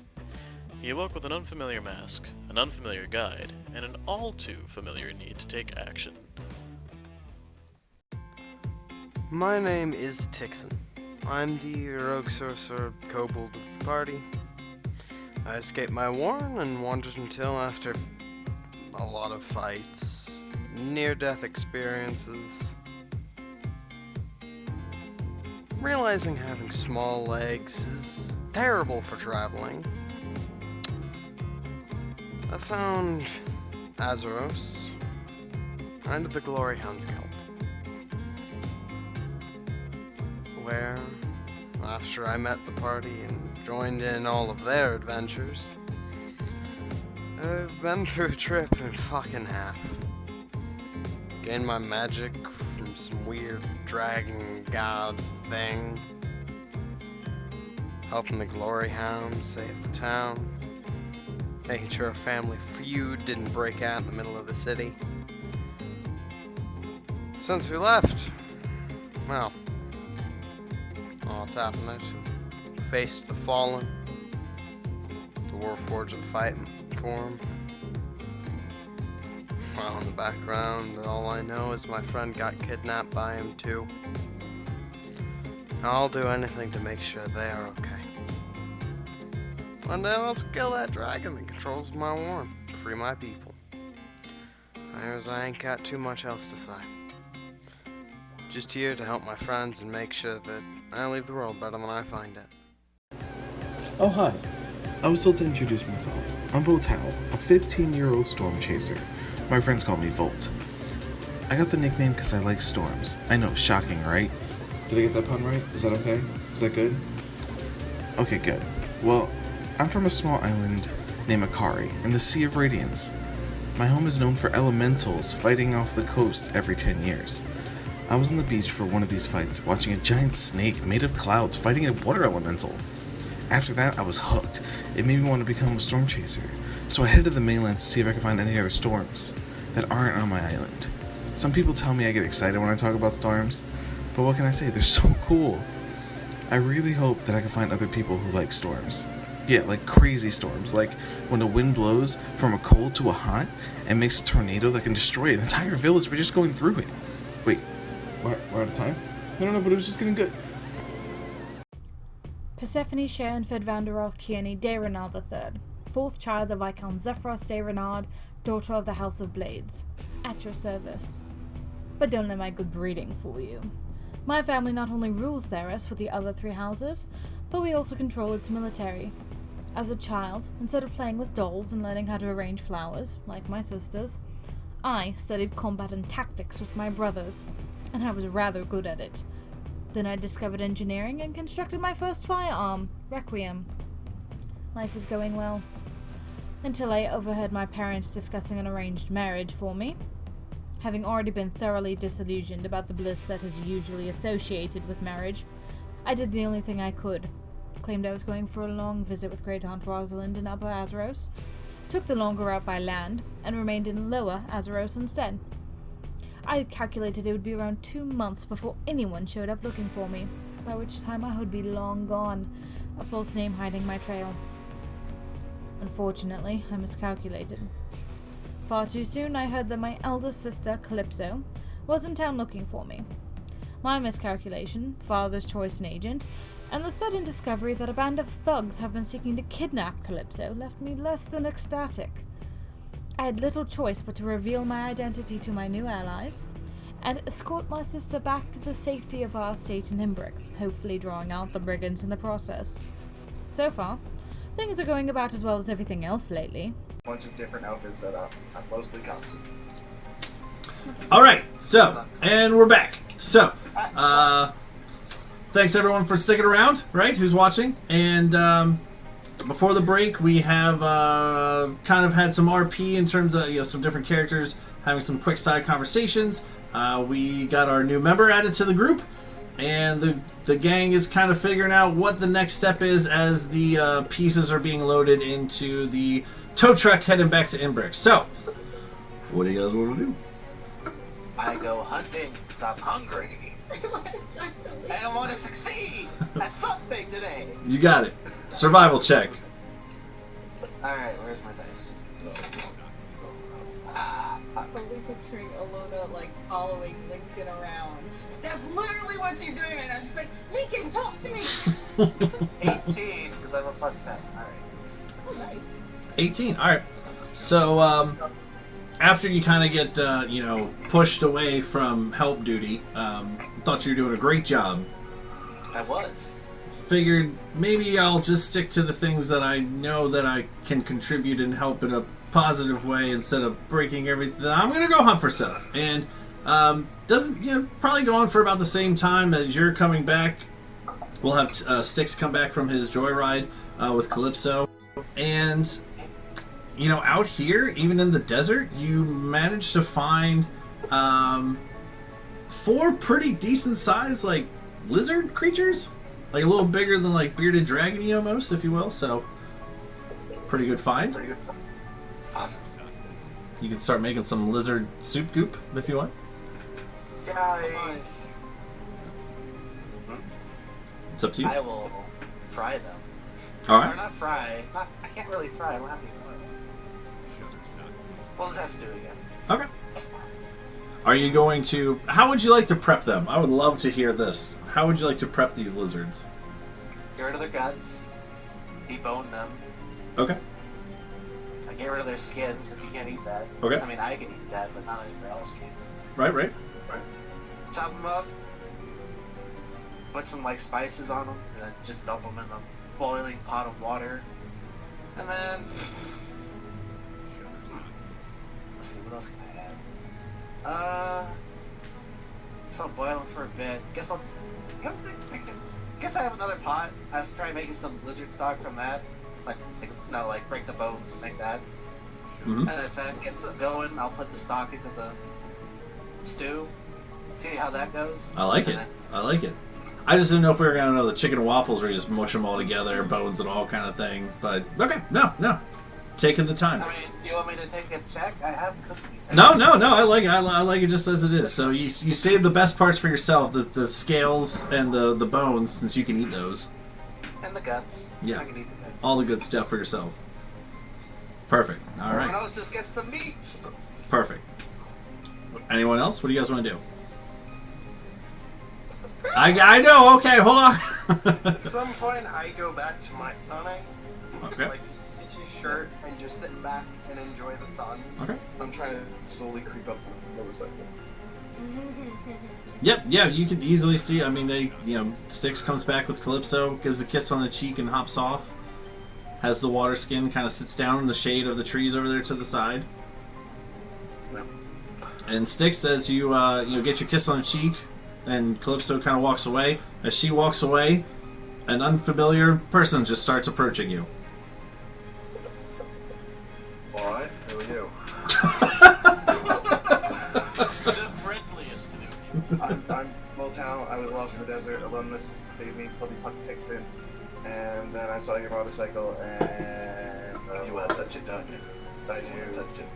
I do. You want to Can careful. I put a light on it? Can I add a light to it? Can. I don't really need it, but I'm told that you can do the light on the front so non-dark Yep. vision. So- I will just instantly squat down as you start making a little headlight. Go ahead and roll a. You have Tinker's tools? He froze. Oh no! He has to think about it. Hold on. Let him think about it. Thinking. Now. How often? Worst internet. Welcome back to that. Think on that, Nick. Ponder that for a minute. Alright, what else? Does someone else want to do something? Yeah, man. I mean, after observing all the warforged that just named go around repeating their name incessantly, I guess I'll go chant Tweedledee. Okay. So as you walk over, you can see him just kind of tied off to. Oh, we lost Nick. Oh, now he's back. Oh, that's gonna frog Yeah, up we all gotta my fix stuff. The fucking layout now. Yeah, I'm looking. Oh boy. So he's there, and you are there. To turn off their camera. Oh boy. I think I can do that. I think I can do it while we're talking, right? Sure. I think so. Just keep going. Yep, just keep going. You guys talk. You're good.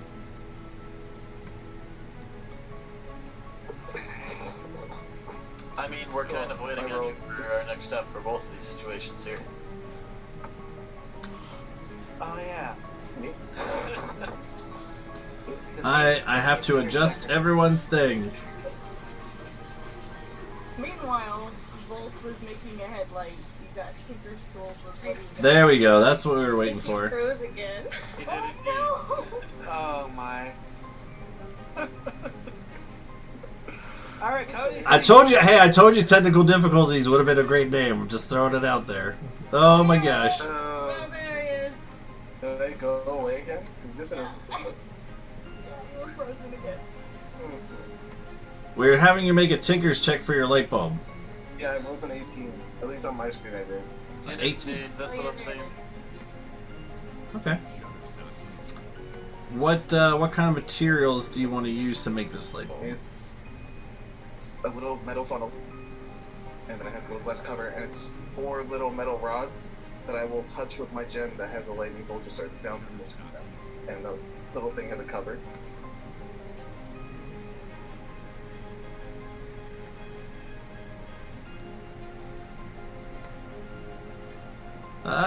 So many things to do. Okay, continue. You're good.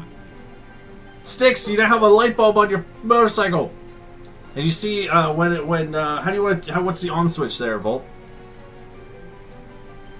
It's a little like lid. I don't know, the hood of a lantern. That's the word of it.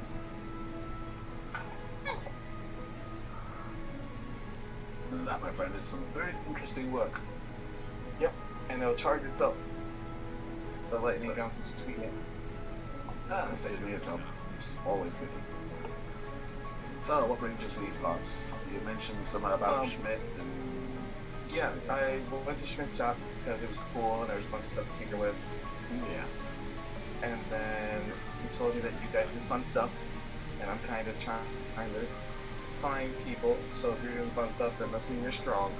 And then I got this map. Yeah.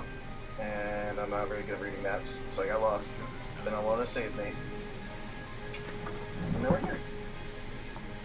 Oh, yeah. Yep. Sounds about as good as any other stories around here. But yeah, Schmidt helped me make the bike. I came up with the idea and he helped me make it, so it's really cool. Yeah, it really is. It goes really fast. I know, I saw you flew up with the other lady. I was being good to them. But her sister, fucking Percy, she just complained at me if I went too fast and injured her sister. Oh, Percy's not here. Yes, no, Percy is not here. There is just Bennett and Calypso and Frey and Tixon and Sheila and Ilona and some new tall guy that Frey was eyeing up and I don't know. Friend of Ilona's. Somebody put a swordsman. Yeah, but Percy isn't here. You'll meet us in Imbrick, I'm sure of it. That makes sense. Okay. Yep, I understand why Ilona was freaking out before. She, bless her, she's a lovely girl. That's British for this bitch crazy. That hurt. You're not there, you don't know. You're welcome to hang around with us. We're on our way to Imbrick. We've got some stuff to do there to do with Percy's family and her sister. But yeah, Percy's going to meet us there. Are you hurt too? I had to heal. Take some. A bit stiff. I'm actually alright at the moment. But if I take a night's rest won't fix up. Well, there's some other mechanical stuff over there. If you want to have a look, there's some mechs, or whatever they're calling them, some big suits with guns. Yeah, those things scare me. Yeah. Oh. I'm gonna go talk to him, though. Okay. Well, I'll be around here. Lovely meeting you. Yep, you too. Thanks for the headline.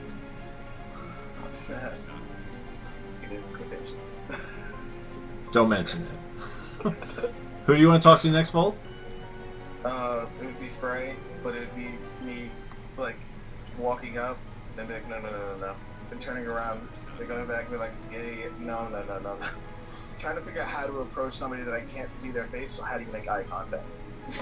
Very important. Kind of turns around and watches it turn around and walk back and forth a couple times. After roughly the third or fourth, there's like, hey, you need something? Where do I look? Not at the boner. Like, I don't... Is that still there? Catch some of our old episodes to figure out what that reference was all about. No, I think it's gone by now. I think we said that has subsided. If it's still there, you probably have to go see a fucking doctor. I don't know, we saw Locket's soul, so... But like, if you really need to, like... Well, some people are weird about eye contact, just look at the fucking board of it, I guess. He's got eyes in there, sort of. Okay. Alright, well, I put out my hand. I'm Voltao. Right. Shake his hand. I'm very lost. Yeah. So, Drip sent me, because I had to find you guys because I wanted to go on an adventure. Alona saved me. I healed Tixon. I healed the not Percy. I then put a headlight on. And now I'm here.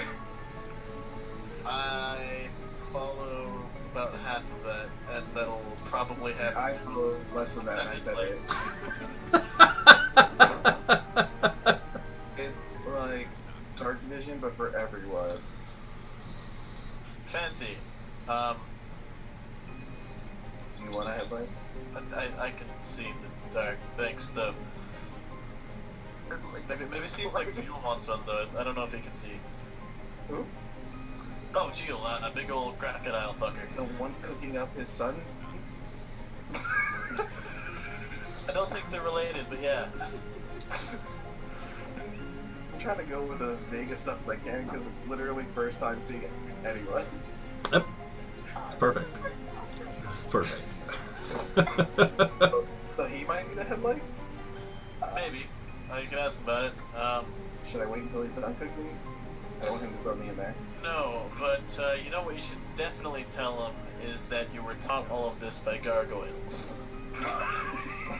Okay, I've heard about gargoyles. I've heard they're pretty cool.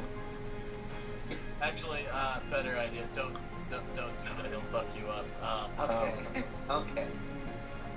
Okay, so what I've learned so far is that Lona gets excited. Styx just likes to be here. Tixon is excited but gets hurt. There's a person that's not Percy that might be Percy that's probably definitely Percy. Oh yeah, no, that's Percy. And then said it was okay to look at your forehead, you don't need a headlight, and Jill doesn't like gargoyles. Yeah, to put it mildly. Okay. I open up the notebook to write all that down because Yes. I'm definitely going to forget all there. Yes. Perfect. Right. Well, so like, fuck's point of that glove you got there, man? So, Oh, it's so I don't explode. So you don't. Yeah, take about 5 steps back, please. I'm strong, give me 5. Well, yeah, I mean, I can take it. Doesn't mean I want to. If you're wearing a boar head, that means you're strong. All like super strong people wear boar people. I don't know where you heard that. The book. Read in the book. Going to go with it. Yep. He went to the woods and they killed the boar, then wore the boar, and everyone loved him. Wait. Oh, run that back. You went what? Okay, so this guy went into the woods when he was a kid, killed the boar, then wore the boar, and all the people in the town loved him. Yeah, never heard that one before. We'll roll with it though. Standard nursery rhyme that most people tell their children. Yeah, absolutely. Okay, I'll go talk to Jill? Jill. Yeah, Jill. Jill. Okay. Whatever you do, don't claim you know anything about gargoyles, except for how to horrifically fucking murder them. That's a great way to get them to do anything for you. Understood. Getting more and more nervous every person I Oh, and to make them angry, don't try to run that blade thing into extend some catch.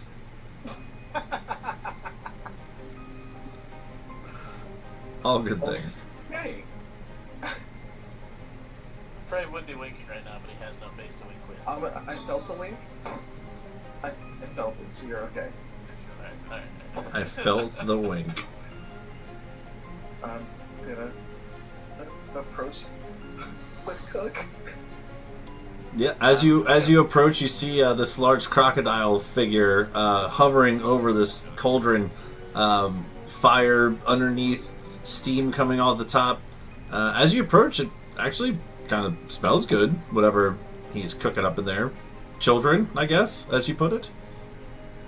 No skills. It's just humming along. You can. Well, hi. And I see a person that's just wearing a backpack. Only a backpack, nothing else. There's no body. It's a floating backpack. Hello? Hi. So, Schmidt sent me here. I got lost in the thing. Lona saved me. I healed Tixon. He didn't look good. Percy, not Percy. That's definitely Percy. That might be Percy. That's probably is Percy, but it's hiding as Percy. Is not here. And then I hung out with Sticks, fixed the headlight. Then I went over to Prey. I looked at his boar mask. He's not a nursery rhyme hero. He doesn't need a headlight. He said that you might need a headlight, and I hate gargoyles. All I understood is that you share my hatred. And that's fine. I what it backpack. You got a backpack. Your backpack. I think I've told each person a different subject of the thing, so it holds a storm. Cool. Did you want some food? I actually smell pretty good. That's not your kids, right? Oh, I don't. Okay, then yes, I will definitely try it. Well, yeah, if you put your kids, you wouldn't have kids, but yes. No, I mean, like, I haven't, like, seen another person that's, like, similar to me that I wanted to. Anyway, I give him a bowl of lizard mush. Lizard stew. I will try the lizard mush stew. Tastes pretty good. Reminds you of, mom's home, beef stew. Literally had beef stew tonight. Sounds stringy and Nailed it. vaguely chicken-ish, as I understand crocodile. Isn't vaguely chicken-ish? Vaguely. Oh, Yeah, it is. I was like the strings. I can't get the connection. But what is a headlamp? Oh, lets you see in the dark. Sounds useful. It makes a really bright light, and it goes in a direction that you point it. Yeah, I could use one of those. I can't see in the dark. Oh, okay. I'm gonna make it my headlamp. Do a perception check real quick there, Volt. Okay.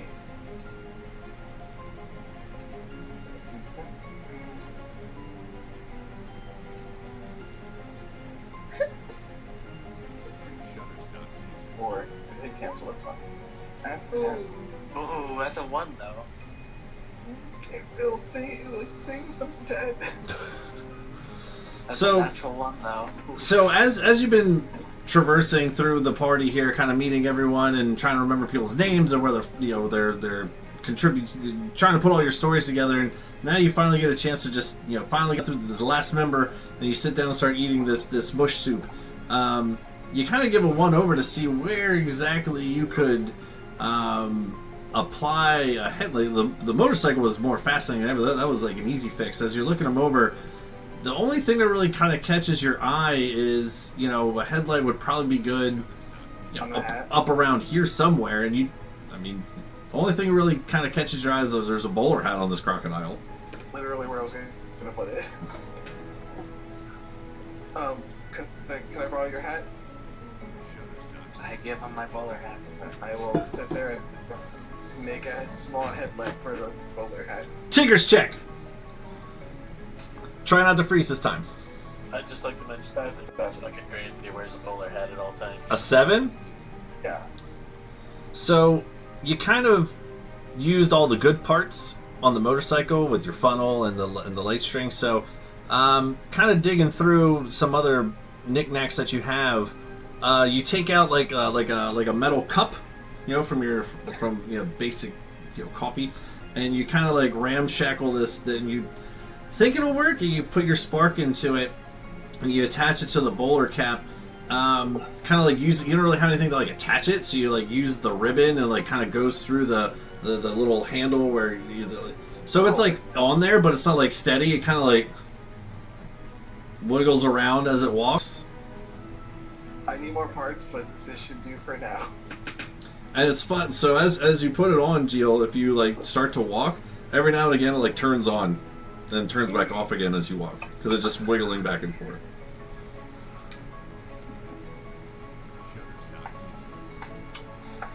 Alright. Alright. I am writing that down. I Perfect. open the notebook and put "Do not use metal cups." Yep. Ribbons are not good holders. Alright, I just start giving soup or stew to people. Alright. That's what I do. Cool. All right. Is there That's have we stew. come up with a Yes. plan of what you guys want to do? Do you guys want to wait for the tow truck to be done? Do you want to try to use your mechastangs things, or what's the group want to do here? Everyone starts to kind of gather as the smells of this stew, familiar to most of you. Smell of stew. Jill's cooking up food for the evening. It is starting to get a little later into the evening. Probably like 6 o'clock. Sun's starting to go down. Off behind you. I mean, if it's already starting to get dark, then We would leave in the morning anyway. But with the delay, I just kind of glance at Jill. Perhaps if we go ahead of the train and just, as hard as it is for me to leave them with anything of value like Jeanette and the other dragon pods unsupervised, I would really rather this be finished sooner rather than later. But if we can all take the horses and Six's motorcycle, then we can get this over with. It's all like fine and dandy and shit, but kind of feel like we should just hitch a ride back with these guys. We waited this long. Yeah. we can't really leave without Sasori anyway. There's no. Oh. Yeah, he knows where we're going. I told him to, just contact us if he catches up to what's his fuck. But I am gotten Sasori's message at this point. You're the only one who received a message from your druid friend. Well, I don't know when that happened though. Sasori? I don't know when he had gone or again. Tree nap? Tree nap. It probably would have happened sometime. I mean, the tow truck got up to the train, and it happened relatively soon after that. Okay. Should I read it? Sure. Is that what you're asking? Okay. Sure. Open up today.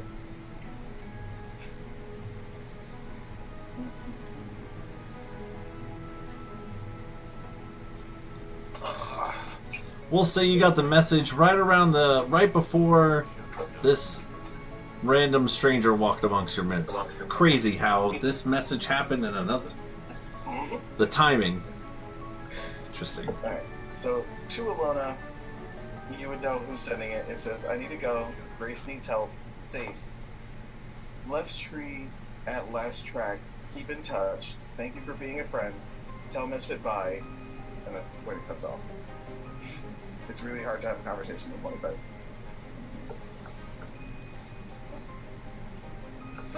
Wait, what? No, what do you mean? No, come back. If Grace needs help, then we can help you. You can't go off on your own. It's too dangerous. You're going to die. Yeah, that's way past 25 already. Because we can help you. You can't leave the group. What's wrong with you? Sasori, get back in right now.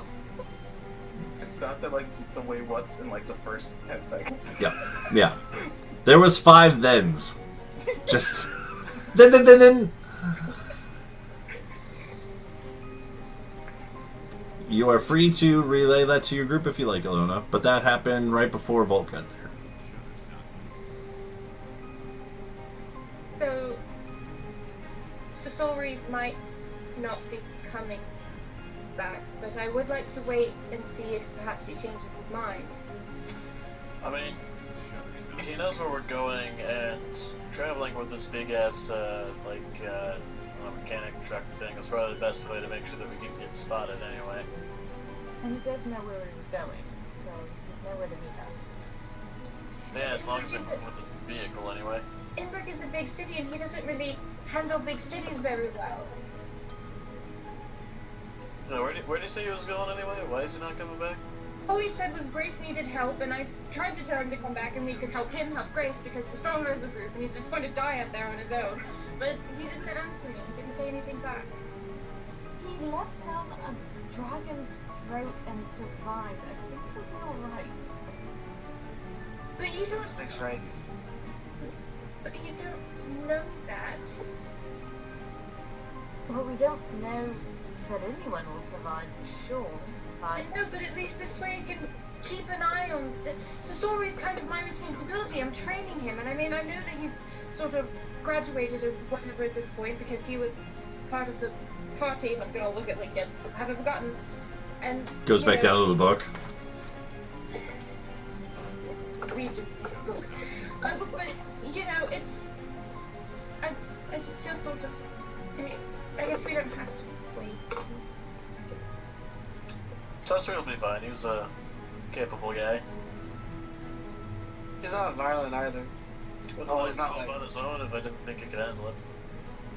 If he can't find us, he knows how to contact us, obviously. Which, after that message, he would send another sending. You only have 25 words. Don't stutter.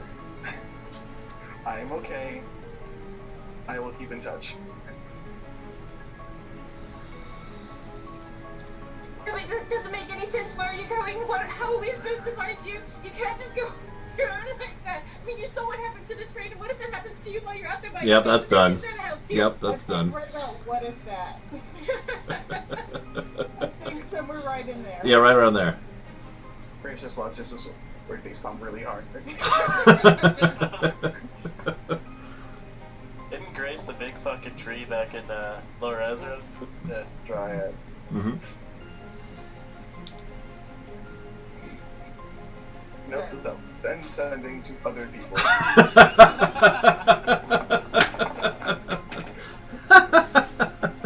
fine if everyone wants to build it. I'm not going to stop it. If he's just going back to Grace, he's just going back to Lower Azeroth anyway. We'll see him.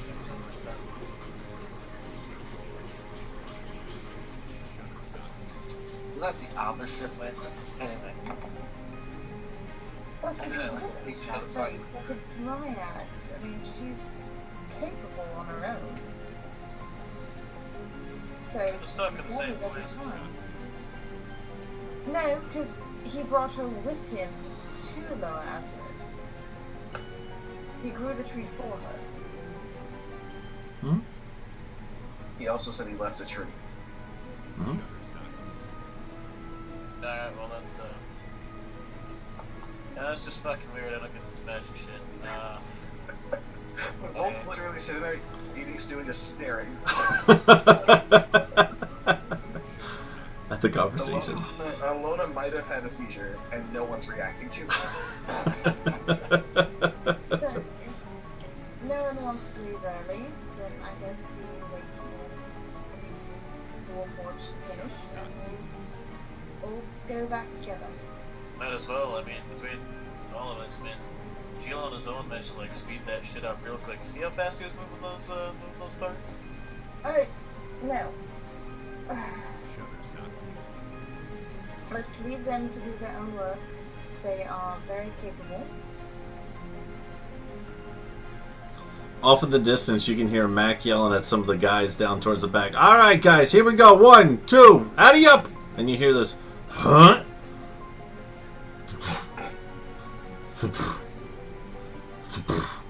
A couple of minutes later, you see one of the rail cars, full rail car, has about 6 warforged on one side and 6 on the other, and they are moving almost as one unit. One side goes, and then the other side goes, and they are slowly walking one of the rail cars up to the tow truck.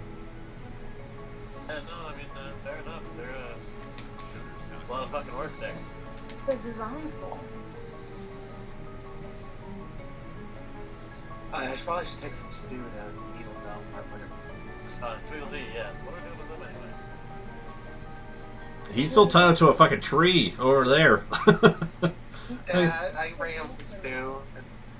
Alright. I want to return him to those that are responsible for. I mean, we're going back to the fallen base at some point, but that's kind of No. choice right now. No. The House of Rhodes, who designed him, who were responsible for him and all the other warforged before they left. Yeah, no, the whole thing where they left implies that ain't their fucking responsibility anymore. If a citizen of the kingdom leaves, becomes a criminal, and then is arrested, should they not be returned to their king to receive punishment? In most cases, they just end up dead. Actually, I don't see what you're trying to say here. If they are captured and returned for trial and punishment, they be returned to the king that they are, of the king they're from. This is a similar situation. That hasn't really been my experience, and grew up in a stronghold of Tyr. You know, big old fucking god of law. Well, that doesn't seem very civilized. Yeah, no, I mean, I agree. I made my way away for a reason. Well, is the House of Lord's responsibility. It's up to them to dole out punishment. Even if it's not them, it's the four houses together that will try this one.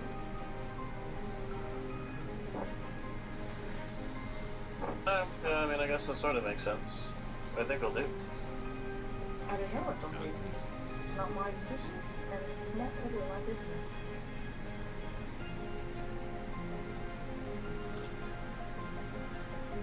When you take this, when you take the stew over to Tweedledee over there, still tied up to a tree, he sees you coming over the bowl. He goes, "Hey, bud, you mind just? Could you just for a moment? Could you just untie me for just a bit? I gotta hit the bug." Inside? Do robots go to the bathroom? Sure, go ahead and roll an insight. Yeah, I don't even know. It's a insight. I mean, your feet in the fuck there for some reason, so... I guess he would go to the bathroom. Where is insight? I forget. They don't have a mouth, though, right? They have something. It's just been pouring them into their, like, They fucking eyes. have drawn-on faces, if I remember correctly. They have a face flap. Anyway, 11? 11? I mean, you're bringing him food. Probably has to take a leak. Alright, I untie him and lead him out somewhere to take a piss. Thank you. And you see him kind of like looks at you for. Do you mind? Just get kind of shy. I just want to just take a leak in private. I turn around. Perfect. Can we see this? I don't know. Did anyone watch Gio walk away with soup? I do have a 19 pass the perception. If I see him heading toward the Warforged, I want to watch. Okay.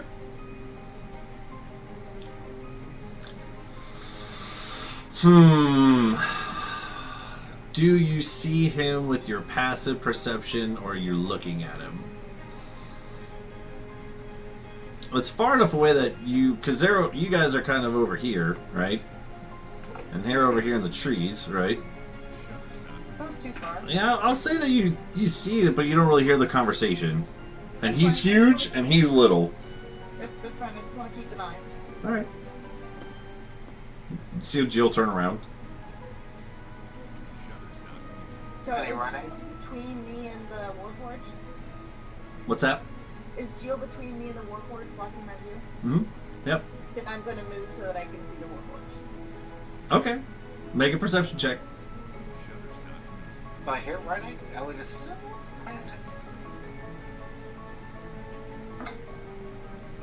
Yeah.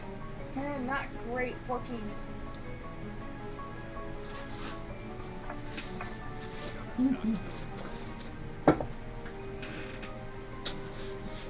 It's kind of dark. It's kind of dark out. It's really kind of hard to see over that way. You're a human, right? Yeah. Human. So then if I don't see him, I'm lighting my lantern and going over quickly. Okay. I'm making sure that he's not running. Okay. So, Jill, as you turn around to give him some privacy, you do hear kind of at the same time, this sound of water. I'm not gonna make the sound. Do you want to make the sound? No, it's fine. It's fine. And you hear this chuckle. That's it. That's all I hear. You gonna say turn around? I turn around. Is he done? He's actually turning towards you like he was about to try to pee on your leg. Oh, sorry. Nope. Still not done. Turn back around. You hear him kind of like hold it for a second. Come on, I can't go if you're watching. I turn around. Oh, thank you. About this time, Percy, you do come around. You see Geode like turn around and then turn back around again, and you see Percy walking towards you with the lantern. Oh, hi. I nods him, shine the light on the Warforged. As you shine the light on the Warforged, you see he's like leaking oil off to the side a little bit. Hey, what is this? Is it a peep show? Don't be looking at me. And he like kind of like turns around a little bit more, like trying to like turn his back towards you. What's wrong with you people? Set on fire. Now I gotta take a piss. I keep staring at him, waiting for him to finish so we can get tied back to the tree. Can't go if you're watching. I guess I'll have to hold it in. He kind of like sneaks around to the other side of Geo a little bit. Keep a light on him. He's just gonna keep moving every time. I just keep moving. I keep the light on him.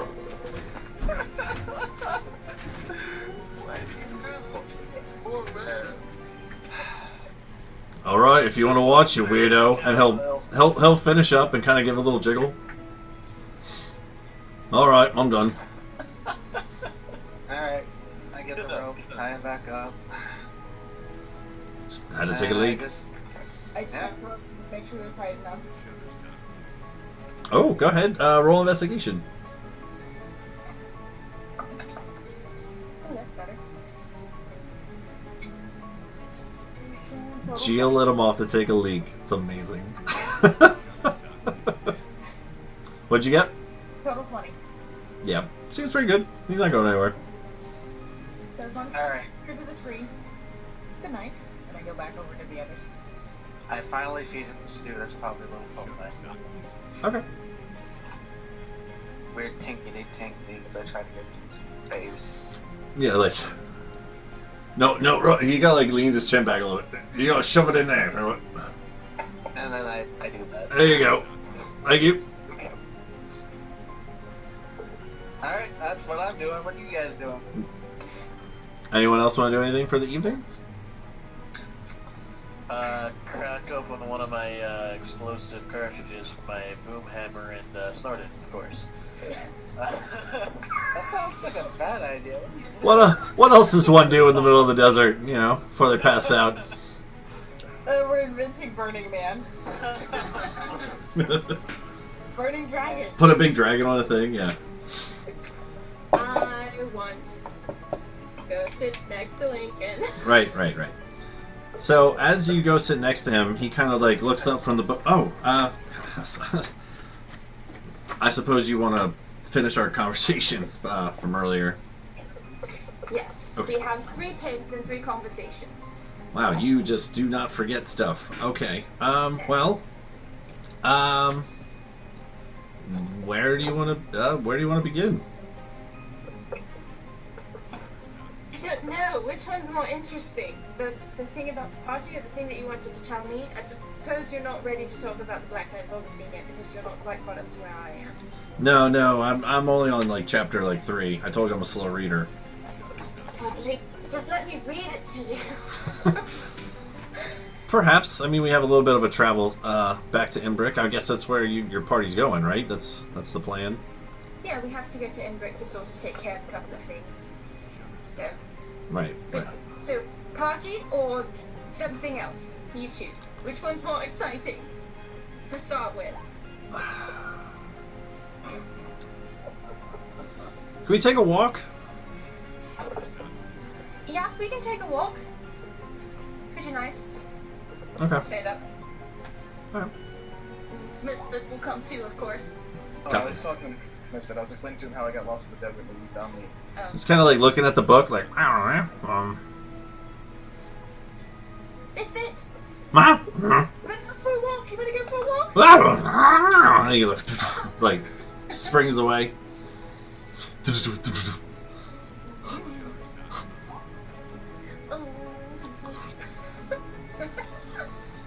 So as you guys go off for your walk, and Misfit's kind of like walking next to you, but gallops out in front and comes back around, and like Lincoln picks up a stick, and throws it just to kind of keep him occupied while you're going. Flies off, comes down and gets it. All right, well.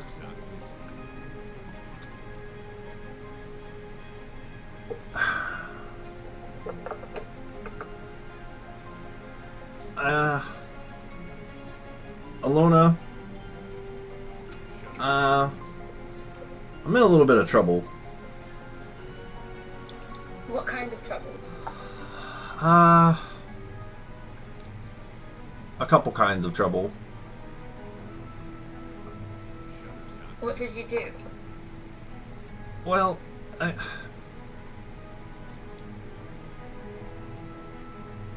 before I tell you, I just want you to know that I hope you can understand with what I did was with the best intentions.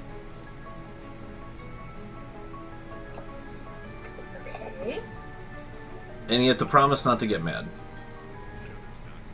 Lincoln, when have I ever gotten mad at you? I know, and I just don't want that to stop.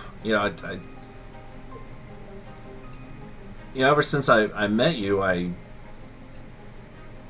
just felt the need to.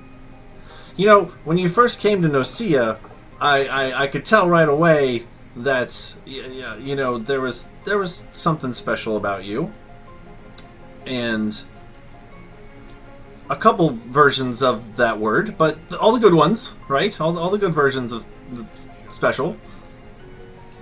A little lost, and Well, I didn't have a map, right, yeah, sure, yeah. I mean, that is usually pretty helpful.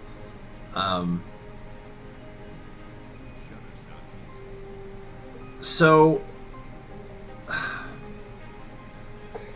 I'm actually not a member of the Glory Hounds anymore. They kicked you out. Yeah. Why?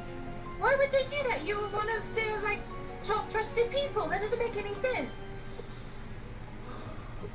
Well, this might actually kind of answer two of your questions in one, really.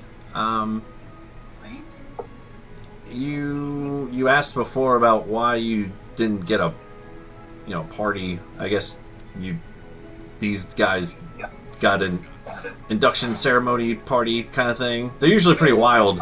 Yeah, everyone gets, and the next morning is usually pretty interesting too.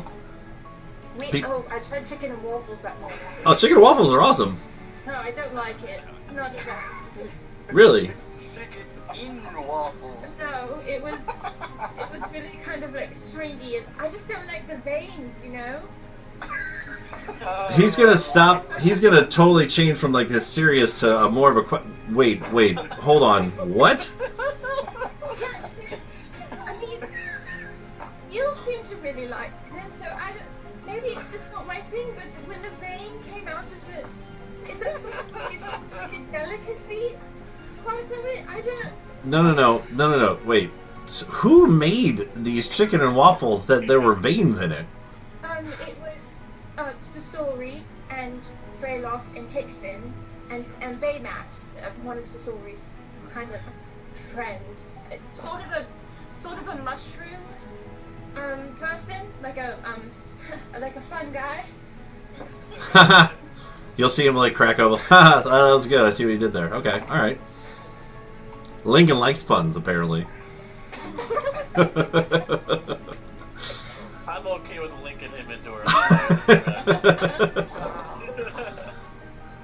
All right. Well, when we get back to Imbrick, I'll take you for. That does not sound like. That sounds like terrible. I mean, I've been to one or two hangover breakfasts before, but that just sounds ridiculous.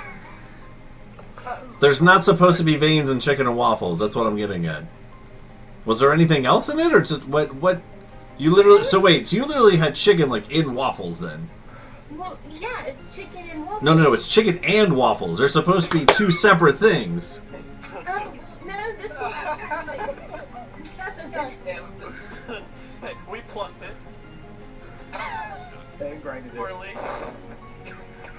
Awful. You guys are awful cooks. I forgot. One person doesn't trust any of y'all's cooking. It's mostly Baymax.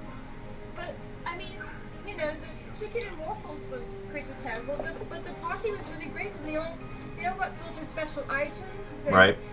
And I didn't really, I had to sort of go ask Jasper for mine, and I got this really cool part. It's fine, I'll show it to you later, but why did you get kicked out? Did you get kicked out because you didn't throw me a party? Because that's not really fair. I mean, I'm not that upset about it.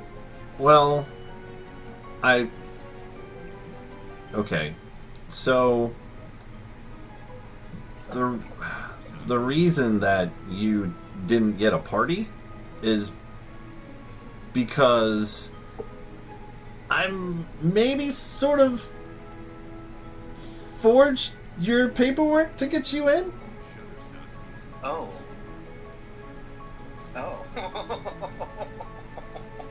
And they may have found out about it. Wait, You remember when I said just sign on this and I'll take care of the rest? Yeah. Yeah, that was that. So I'm not a glory hound? He picks up the stick and throws it for Misfit. Misfit's having a great time. Yeah, so here's the thing. When I first met you, I just could tell that you needed protection. And when I saw your coat and I saw the old Glory Hound's emblem patch on it, I quick thinking thought maybe this would be a good way to protect you, is to make you a member. I mean, what better way to be protected than the Heroes Guild, right? I thought you would just blend right in, and I mean, it worked. I mean, for a while.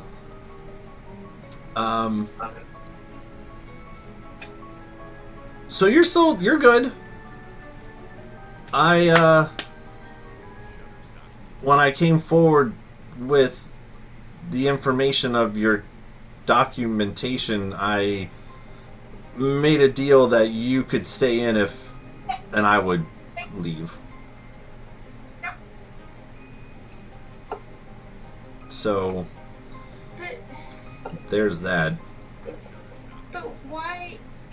I mean, why would you? The Glory Hounds are sort of your thing. I mean, you worked really hard for it. I know, but you mean more to me than that. Heather. What he's saying is he worked even harder. Oh God. Wait, where's Cody at? I think he's over that way. That way. I'm just gonna go like this.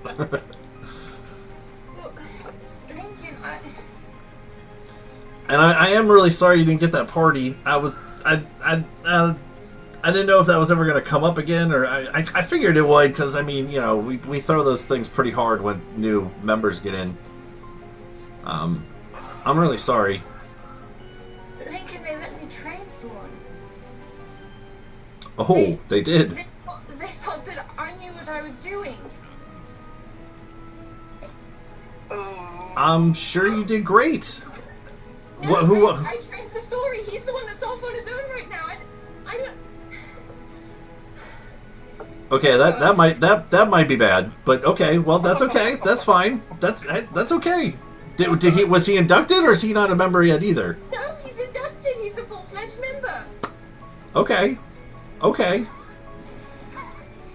Okay. All right. So. Clusterfuck. Ilona having a panic attack.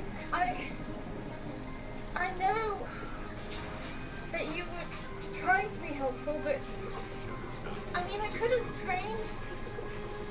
I could have become a member. I just don't. I know that you had good intentions, and I'm really trying to make the hold of my promise to not get mad.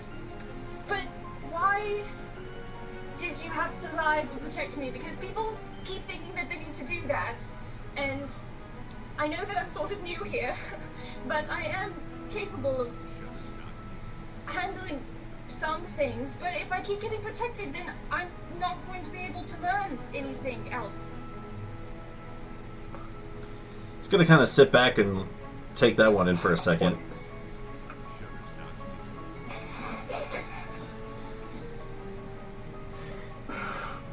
I mean, you're right. You're right.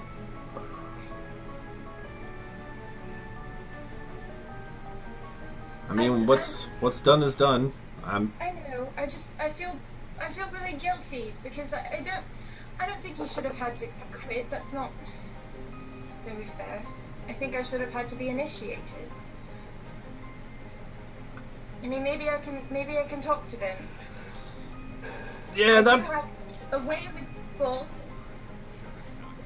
I've picked that up. So Yep. No, that's. Yep. Yeah, we'll practice that some more. You're getting. Yep. Yep. So. Another. Belmont. Another. So. Do you remember from one of my letters that I sent you? In your testimonial explanations exemplary. Text message. Yeah, it is a lot easier to say text. Yeah, you're right. Do you remember one of the texts I sent you from before? I remember all the texts you sent me from before. I wrote them down. Oh, good. Which one?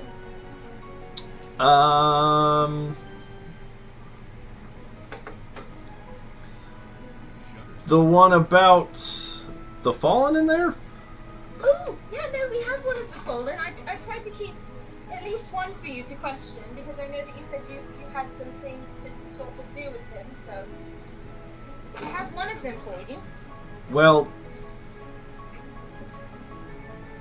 before I was discharged, I was actually looking into a mission to go out and actually recon these Warforged.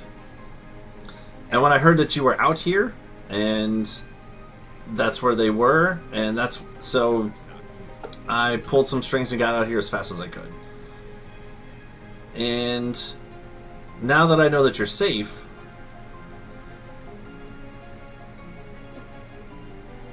I don't know if it's going to work.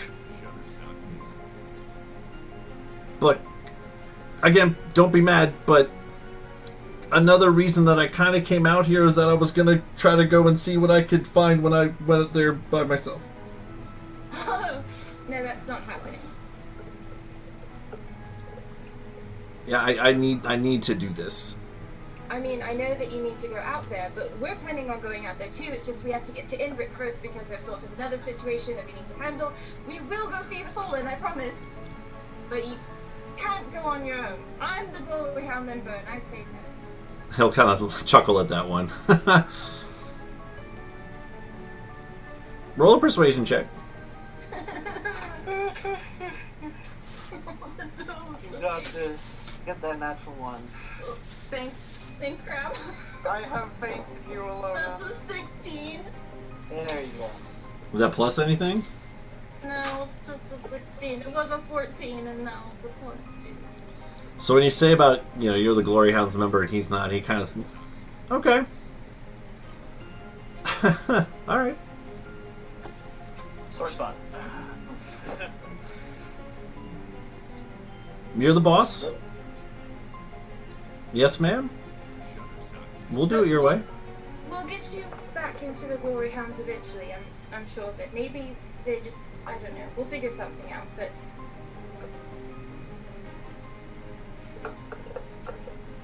Please don't be mad.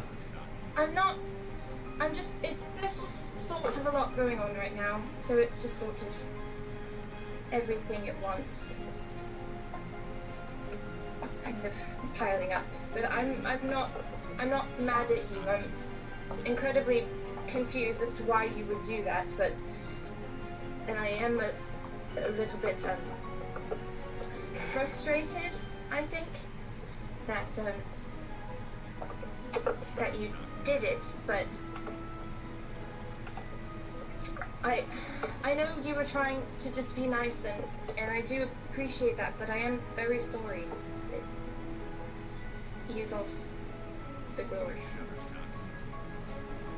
Well, like I said, you being safe and protected is worth more to me than being in some guild. But it's a pretty great guild. We'll get you back in. I'm sure it's fine. Right. Yeah, I mean, God, I don't know what I was thinking there. Just going by myself. I don't know. Sometimes I just get weird ideas, as you found out. So, don't always really think things through. More of a bash and slash kind of guy, but you know that. But anyway. My bad. Have you lied to me about anything else? Kind of sits there for a second. No, not that I can think of. That was kind of the big one. Right.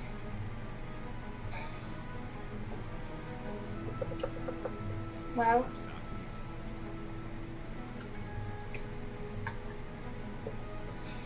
I don't really know what to do about it, but I'll do something. Try to get you back in. We'll see what happens. I'm not really holding my breath, but I don't know. I thought it was just worth a shot, but... And, like, how mad were they? They couldn't have been that mad. Oh, no, they were pretty pissed. You did pull me in, and, I'm, like, pretty cool. I could have joined any guild, but I'm with the Glory Hounds. You are pretty cool. Yeah, you're right. You're, like I said, didn't really think that one through. Just... It is what it is. It's... What's done is done. Yes, let's protect the sweet summer child by making her a mercenary. He's That's not no a way to smart say man. He's a guy that hits stuff like you and me. He's not smart at stuff. He hits stuff. So... Well, you can just sort of hang out with us for a while, then, I guess. Yeah. I'd like that. You seem like you got an interesting, squad here.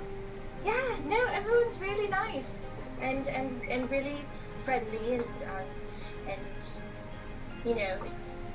they're lots of fun. I think I like them. I think two of us are likely to try to light you on fire, and only one of us is likely to try to shoot you. So great odds. Fire. I mean, I got sticks, but Well, I guess we have traveling in the morning, right? So I guess we'll start walking. Are you sure you don't want me to just read the book to you? Because I really want to know what you know. I can. I'm a big boy. I can handle it. It's just on my own pace. I know, but this is just sort of like, I feel like this is my life's mission, because I was handed this snow globe and he's trapped in there and I have to get him out, and so I really want to know everything about him that I possibly can. And so, if I read it to you sort of very quickly and you pay attention, then we can get to the part where we sort of share ideas faster. Nona's super impatient. Gee, not impatient. It's just, it'd be nice if this book had pictures in it, that's all. I mean, it would probably be a little bit easier of a page turner, that's all I'm saying. Oh, I'm working on it, actually, but I want to finish the book first, and then I'm going to put it in my other book, and I'll pull out my magical storybook. Whoa. What is this one? This is book about... You like this one. This one has lots of pictures. In fact, it's like pretty much just pictures, and I'll open it up. Okay. It's the story of my mama and papa. Okay. So as you open the book, and I believe we said when you open it and turn it over. Right.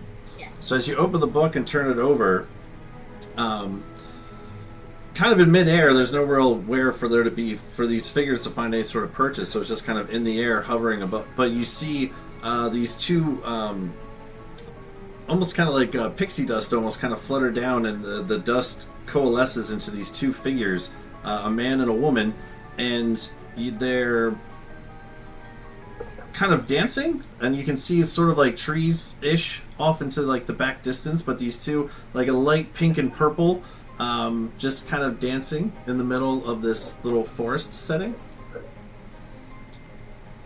You see, that's my mom, and that's papa, and that's them meeting and falling in love. And They're in a storybook? well, I put them in there. There are other stories in here, it's just that this one's kind of my favorite. That's amazing. I've never seen anything like that before in my life. Why isn't the other book not like this? That would make it so much easier. Well, because this is a very special book. It's magic. The other one's just a book. Although it does come with the snow globe that sort of... Right. You can't really glean the story from it. You definitely have done a lot of growing in these last couple months since I've seen you. I think I've gained about an inch, maybe. Right, it kind of stands up, yeah. Glory hounds look good on you. Thanks. It looks really good on you too, for what it's worth. I mean, you still look good. It's not like you look... Yeah, thanks, yep, okay, yep. I mean, you still look just as good. I just mean that, like, the Glory Hounds sort of lifestyle suited you. It's just... Do you just want to walk back? We could probably walk back now. Yeah, okay, yep, right, yeah. Okay. Yeah, okay, okay. Lincoln, Yep. do you know where Gothragol is? I've never been there, but I know where it is, yeah. How far away is it? Yeah, pretty far. Almost other side of the world far. By ship, not so bad, but still pretty far either way. World has sides? It's a box? Flat Earther! Well, it's flat on multiple sides, so yeah. Yeah. I always thought the world was like a shopping bag. Codes. Yeah. I mean, is there sort of a teleportation? I mean, I kind of already pulled all my strings to get here, but, I mean, why do you want to go there?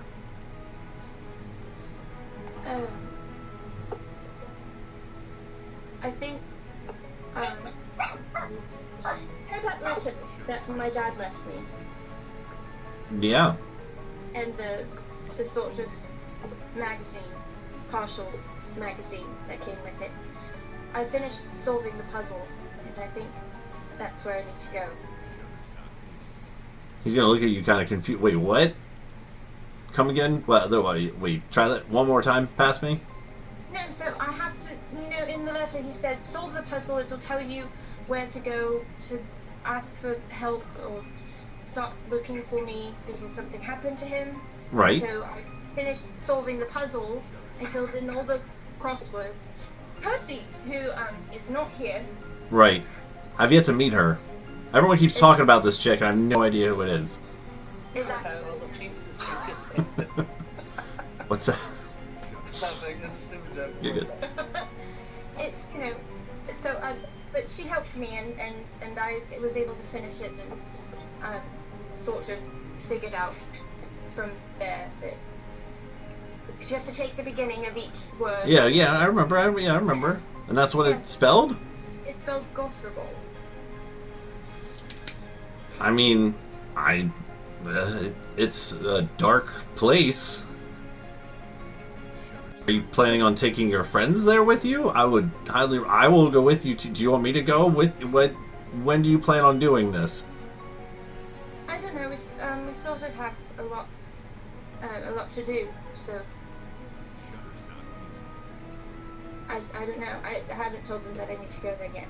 It hasn't sort of come up. But I mean, like physically dark or like. It's, from what I've been told, it's just not a very nice place to go. I'm dark if you will. Gods are awful. Emphasis on the goth. That one was bad. Yeah. Well, you know, I'm sure that I'll mention it to them eventually, and you know, of course, you can travel with us. Oh, you know who you should meet? You should meet Fox. He's an inbreak, and he does a lot of kind of like solo work. So maybe you and him could kind of join up together and make your own guild. And then I could join that guild. Whoa, double gilding. Okay, all right. Okay. That wouldn't make you feel guilty at all. Jesus. You could be the noble foxes instead of the glory hounds. You just be kind of sort of it. It's gonna like kind of rub his chin for a little bit. I mean that is kind of a cool name. All right, put a pin in that. Put a pin in that one. Yeah, that's a good one. Now we have 2 pins. Right. But that's all the why I didn't get a party and the you're Right. not in any other trouble. Yeah, can we not do any more pins today? Because can we maybe save some pins for tomorrow or something? You're gonna see him kind of like rub his head a little bit. We can put a pin in the pins. Right, but that's just one more pin. Just the pins that are there are fine. I'll keep track of the pins. It's Okay, fine. You don't okay, need to- that's good. Yeah, that's good. Yeah. That's a lot of pins. Just don't worry about No, it. no more. Okay, good. No, Okay, it's fine. all right. So, but you really should talk to everyone because everyone is really nice. And look, here we are back at the group. As you guys see, Alona and Lincoln walk back. Hey man, nice story. You know, I've been meaning to talk to you about that earlier today. Yeah man, I mean, big swords, right? Am I right? It's just, I feel like, you know what? Let's just do this. And he's gonna like take it out and like stamp it on the ground. I lean over to Alona. Some say that it means compensating or something. Ray kind of like reaches back and lays his hand briefly on each of the. No, please, by all means, take your time. Large weapons on his back. Yeah. Eventually decides on the terror ball, pulls that out, sets that out head first. Compensating for like what? Like, I know Frey doesn't wear a shirt, so is he compensating for his lack of clothes? But Lincoln has other sorts of equipment. Do you want to hold mine and I'll hold yours, or like how do we? Honestly, I think that's the way to go about this. Yeah, right. Yeah, you're right. And he'll like hand it over to you, like, all right, like it's got a nice girth, nice weight to it, nice girth, nice, very cool. Yeah, it's real balanced. I like the reach on this. Yeah, man. Is this one of those boom hammer kind of? I've heard about these. These are like you press it a certain way and it booms, right? Like you just give it the right. No, that one's my terror ball. That the boom hammer is. Oh, that's the one on your back there. Okay. Oh, that one. Oh, whoa. Okay, hold on. He'll put the thing down and pick the. Okay, there we go. Yeah. Check this shit out. Pulls out a couple of the little canisters and goes, these are the things that you stuff into those holes on the end there, and then there's like a button on the handle you press to set them up to explode. It's cool shit. Nice. Can I try one? Yeah. Can I explode your boom hammer? I'd rather you didn't do that. Thanks is now broken. With the boom hammer. I'm waiting to see if Alona ever figures it out. Yeah. like observing both of them, trying to figure out what. Here, let me show you how to grip it. You gotta go 2 hands. Are you gonna hold it with him, or are you gonna take it back? Are you gonna hold it with him? No, I'm gonna hold it with him. Okay, cool. Yeah. Are you like, like here? Let me show you how to hold a golf club, kind of thing. Yeah. I'm hoping. Yeah, pretty much except for like with my weapon. All right, cool. And you just like hold it like that, and then you just hold it down here, or what? Like, Yeah. So move that hand a little bit further up. Got you it. Want to make sure you got the right arc. And Yep. the other one goes down a little bit. And the button's right there. That's where you want your where you want your thumb. got it. And you gotta like grip it firmly. Firm grip. Right. And raise it above your head. When you swing, let the hand slide a little bit. Just a bit. Just a bit. So you get the best effects. Just a bit of slide. Got it. Okay. Do you want me to do? Do you want to do this together, just for the first one, or? Yeah. I'll give you kind of a dry run here, but don't press the button yet. Don't press the button. Got it. Dry run. Got it. Dixon just wanders up next to Alona. Just on the count of 3, or? Yeah. We'll do it on the count of 3. Okay. 1, 2, and 3. Oh, yep. Just slam it down. What was that? It's heavy. It's a heavy hammer, man. Yeah. Now you go. Okay. All right. Cool. You gotta like. Okay. All right. And you just. Equipment that was that Frey had on display earlier today. Oh, yeah. I remember that. No, he awkward once. As soon as he woke up from Sori's. Oh no! I thought that I did that. I thought that I broke it. Remember, I touched his face, and then that happened. And I thought, and then he woke up and. Oh, praise the backer. Like, yeah, do that a couple more times and they can explode it. Right. Just give it a little like. It's almost like. This feels like a pretty loose trigger here. Like you just give it a little tickle and it's just gonna explode. Oh, Lord. It's a bit more. A bit more. Do you gotta like cock this thing, or you just give it a rip, or what? Just tickle. Got it. That's quite the hair trigger going. And as he slams it down, the triggers the explosion. The rock blows up. He's like, oh! It echoes through the cavern, the valley that you're in. I pop shield. What? I pop shield. You pop up a shield. wait. So Percy, hold on. So you're saying Frey has like a set of tools in his trousers? Yeah, that's what they call it, love. You know, I got mine from my initiation, but I bet Percy could make one for me. You know. I would. I mean, as long as it's as big and strong and powerful as yours, I mean, that'd be awesome, man. Jesus. Yeah, you should talk to her about it. I'm sure she'd be happy to help. All right. Just kind of give them a look like, really? No, so wait. So Was that his? Frey has utensils in his trousers, and Lincoln also has it. How do you know what Lincoln has in his trousers?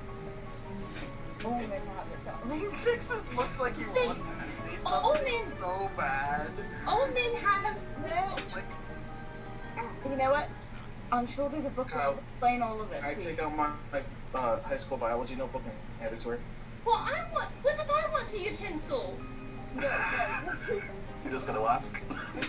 You could probably have one made. I'm just going to learn on my biology textbook. My school. That should be perfectly. With pictures. With pictures. It's a picture book. And in the first page of the library tag that I was supposed to return it, but I kind of left. From like 3 years ago. And this is like really overdue. No. Yes, it is. I turned the tag around, so like. This is a very strange looking utensil. Percy, what? I mean, this doesn't look like it'd be good for anything.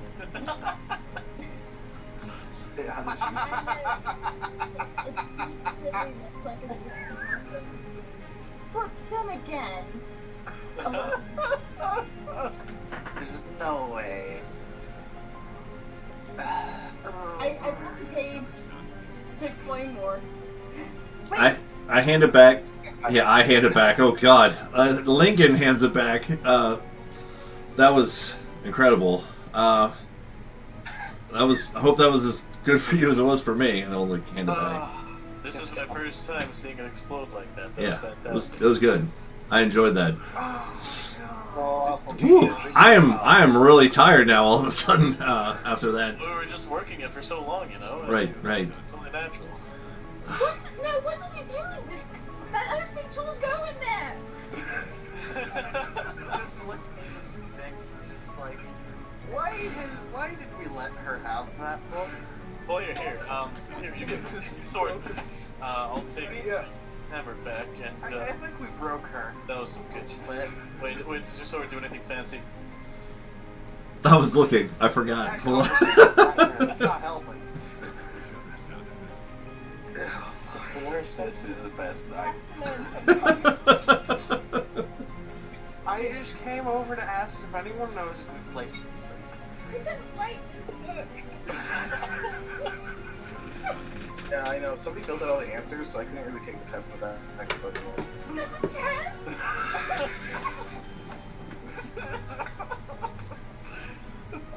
That's so good. Oh Lord. Oh, my Earth's talons. Alona, you're so innocent. It's actually rather refreshing. Oh God, I'm crying. I hear that happen sometimes after a particularly big explosion. I'm very emotional right now. I've never done that before. It's my first time.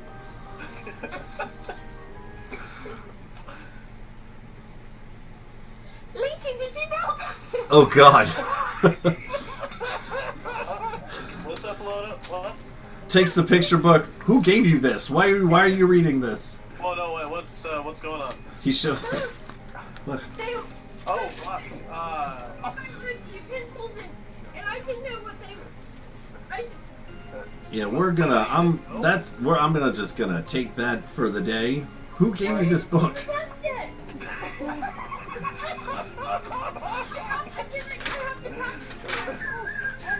Oh God, there is a test in here. Oh. It's already forgotten. That means that you don't have to do this. I don't have to do this. No. Okay. You don't have to do anything you don't want to. Okay. Who gave you this book? Do you need to return that to the library at some point? Yeah, this is way over. He's gonna look to. It's way overdue. Well, I mean, I guess he was lost in the desert for a while, so. It was a couple hours, maybe. I don't really know. Yeah, it was a long time. I'm just... Are you And then dehydrated? they Are you all okay? Have you been? went to bed. I can make water. Oh, It's okay. Alright, yeah, you're alright. So. So does anyone want to read my science book? I also have a math one and an art one. I like math. And it just gets worse and worse on the overdue dates on each book. Amazing. Like at some point, the librarian probably should have stopped me. Just didn't. Probably figured they had to get somebody to take these things out of their library. Not even the good biology books are all outdated. Yeah. So, with that, Thank you. you guys all settle in for the evening. We can just fast forward a little bit here to, y'all get your morning, you get your long rest and everything. I know a couple of you guys were beat up a little bit, so you get your health and your spells back and everything fun. I was at 1 HP. That whole time. Amazing. Before we head out, I wanted to gather everybody and remind them, don't call me Persephone, introduce myself formally to the others. And so, I knew it! congratulations. Nailed it. And just remind them, don't call me Persephone, don't call me any version of my name. It's Bennett. And then I'm gonna stare Calypso down. Don't give it away. Can I keep saying boomstick? Because I think that's what I call Benny. You're Benny now. Wait, are you the one that has the boomstick? You look different. Are you the same person? Pull out Requiem that still looks like itself. Did you take boomsticks? Okay, I think you were. I shift it back to myself. Oh, mechanical. Oh, okay. Okay. Out of nothing. This is Out of her stomach. This is all.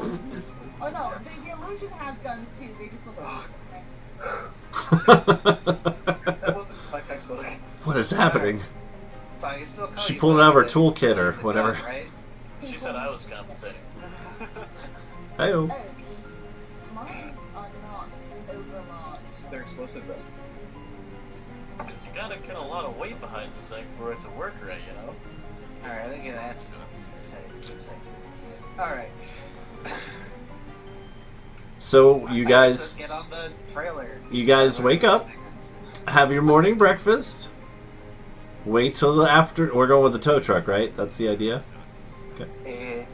Wait till the afternoon. Mac gets his guys in gear, tries to make up for the lost time of the Geo accident, the Geolicent. I tried to make a pun, didn't work. Fuck. All right. Anyway. Happens. Anyway. Unless you guys want to do anything. The Gearhearts incident. There it is.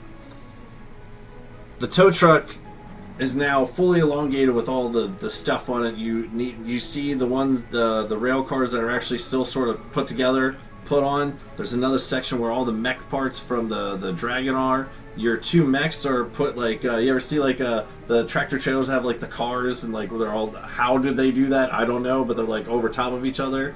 The mechs are also, everything's all loaded up. Mac gets his Warforged back on. You guys have your transportation. It does take about a day and a half to get from the desert, but you do make your way towards the city of Imbric. Those maximally efficient. Awful. Let's end it there. Yeah. That'll be a good place to end it. We'll pick it up next time as we With another pun. open up into the city of Imbric. We will march forward Galilee. I think that's a word. Anyway, great session, guys. That was awesome. Good first episode. Nailed it. Lots of fun. So, just in closing real quick, thanks everyone for watching. Don't forget, we have our Duskwood design bags. So check out the website for that. We also have our amazing artist. Check her out on her Twitter page, which I'll do this again and see if it works. I don't know if I'll remember to do it or not. Check us out on Twitter at Fates_N_Fables. And we'll also have our Discord up here soon. And lots of fun stuff coming. And thanks everyone for watching. Thank you to our amazing players. You guys are awesome.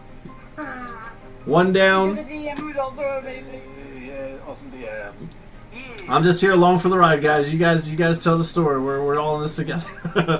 But yes, next time when we meet up, we will be on to the city of Imbric, the Jewel of Thoris. But thanks everyone for watching. And I will try to figure out if I know how to stop this. It should be the same button you used to start it. There it is.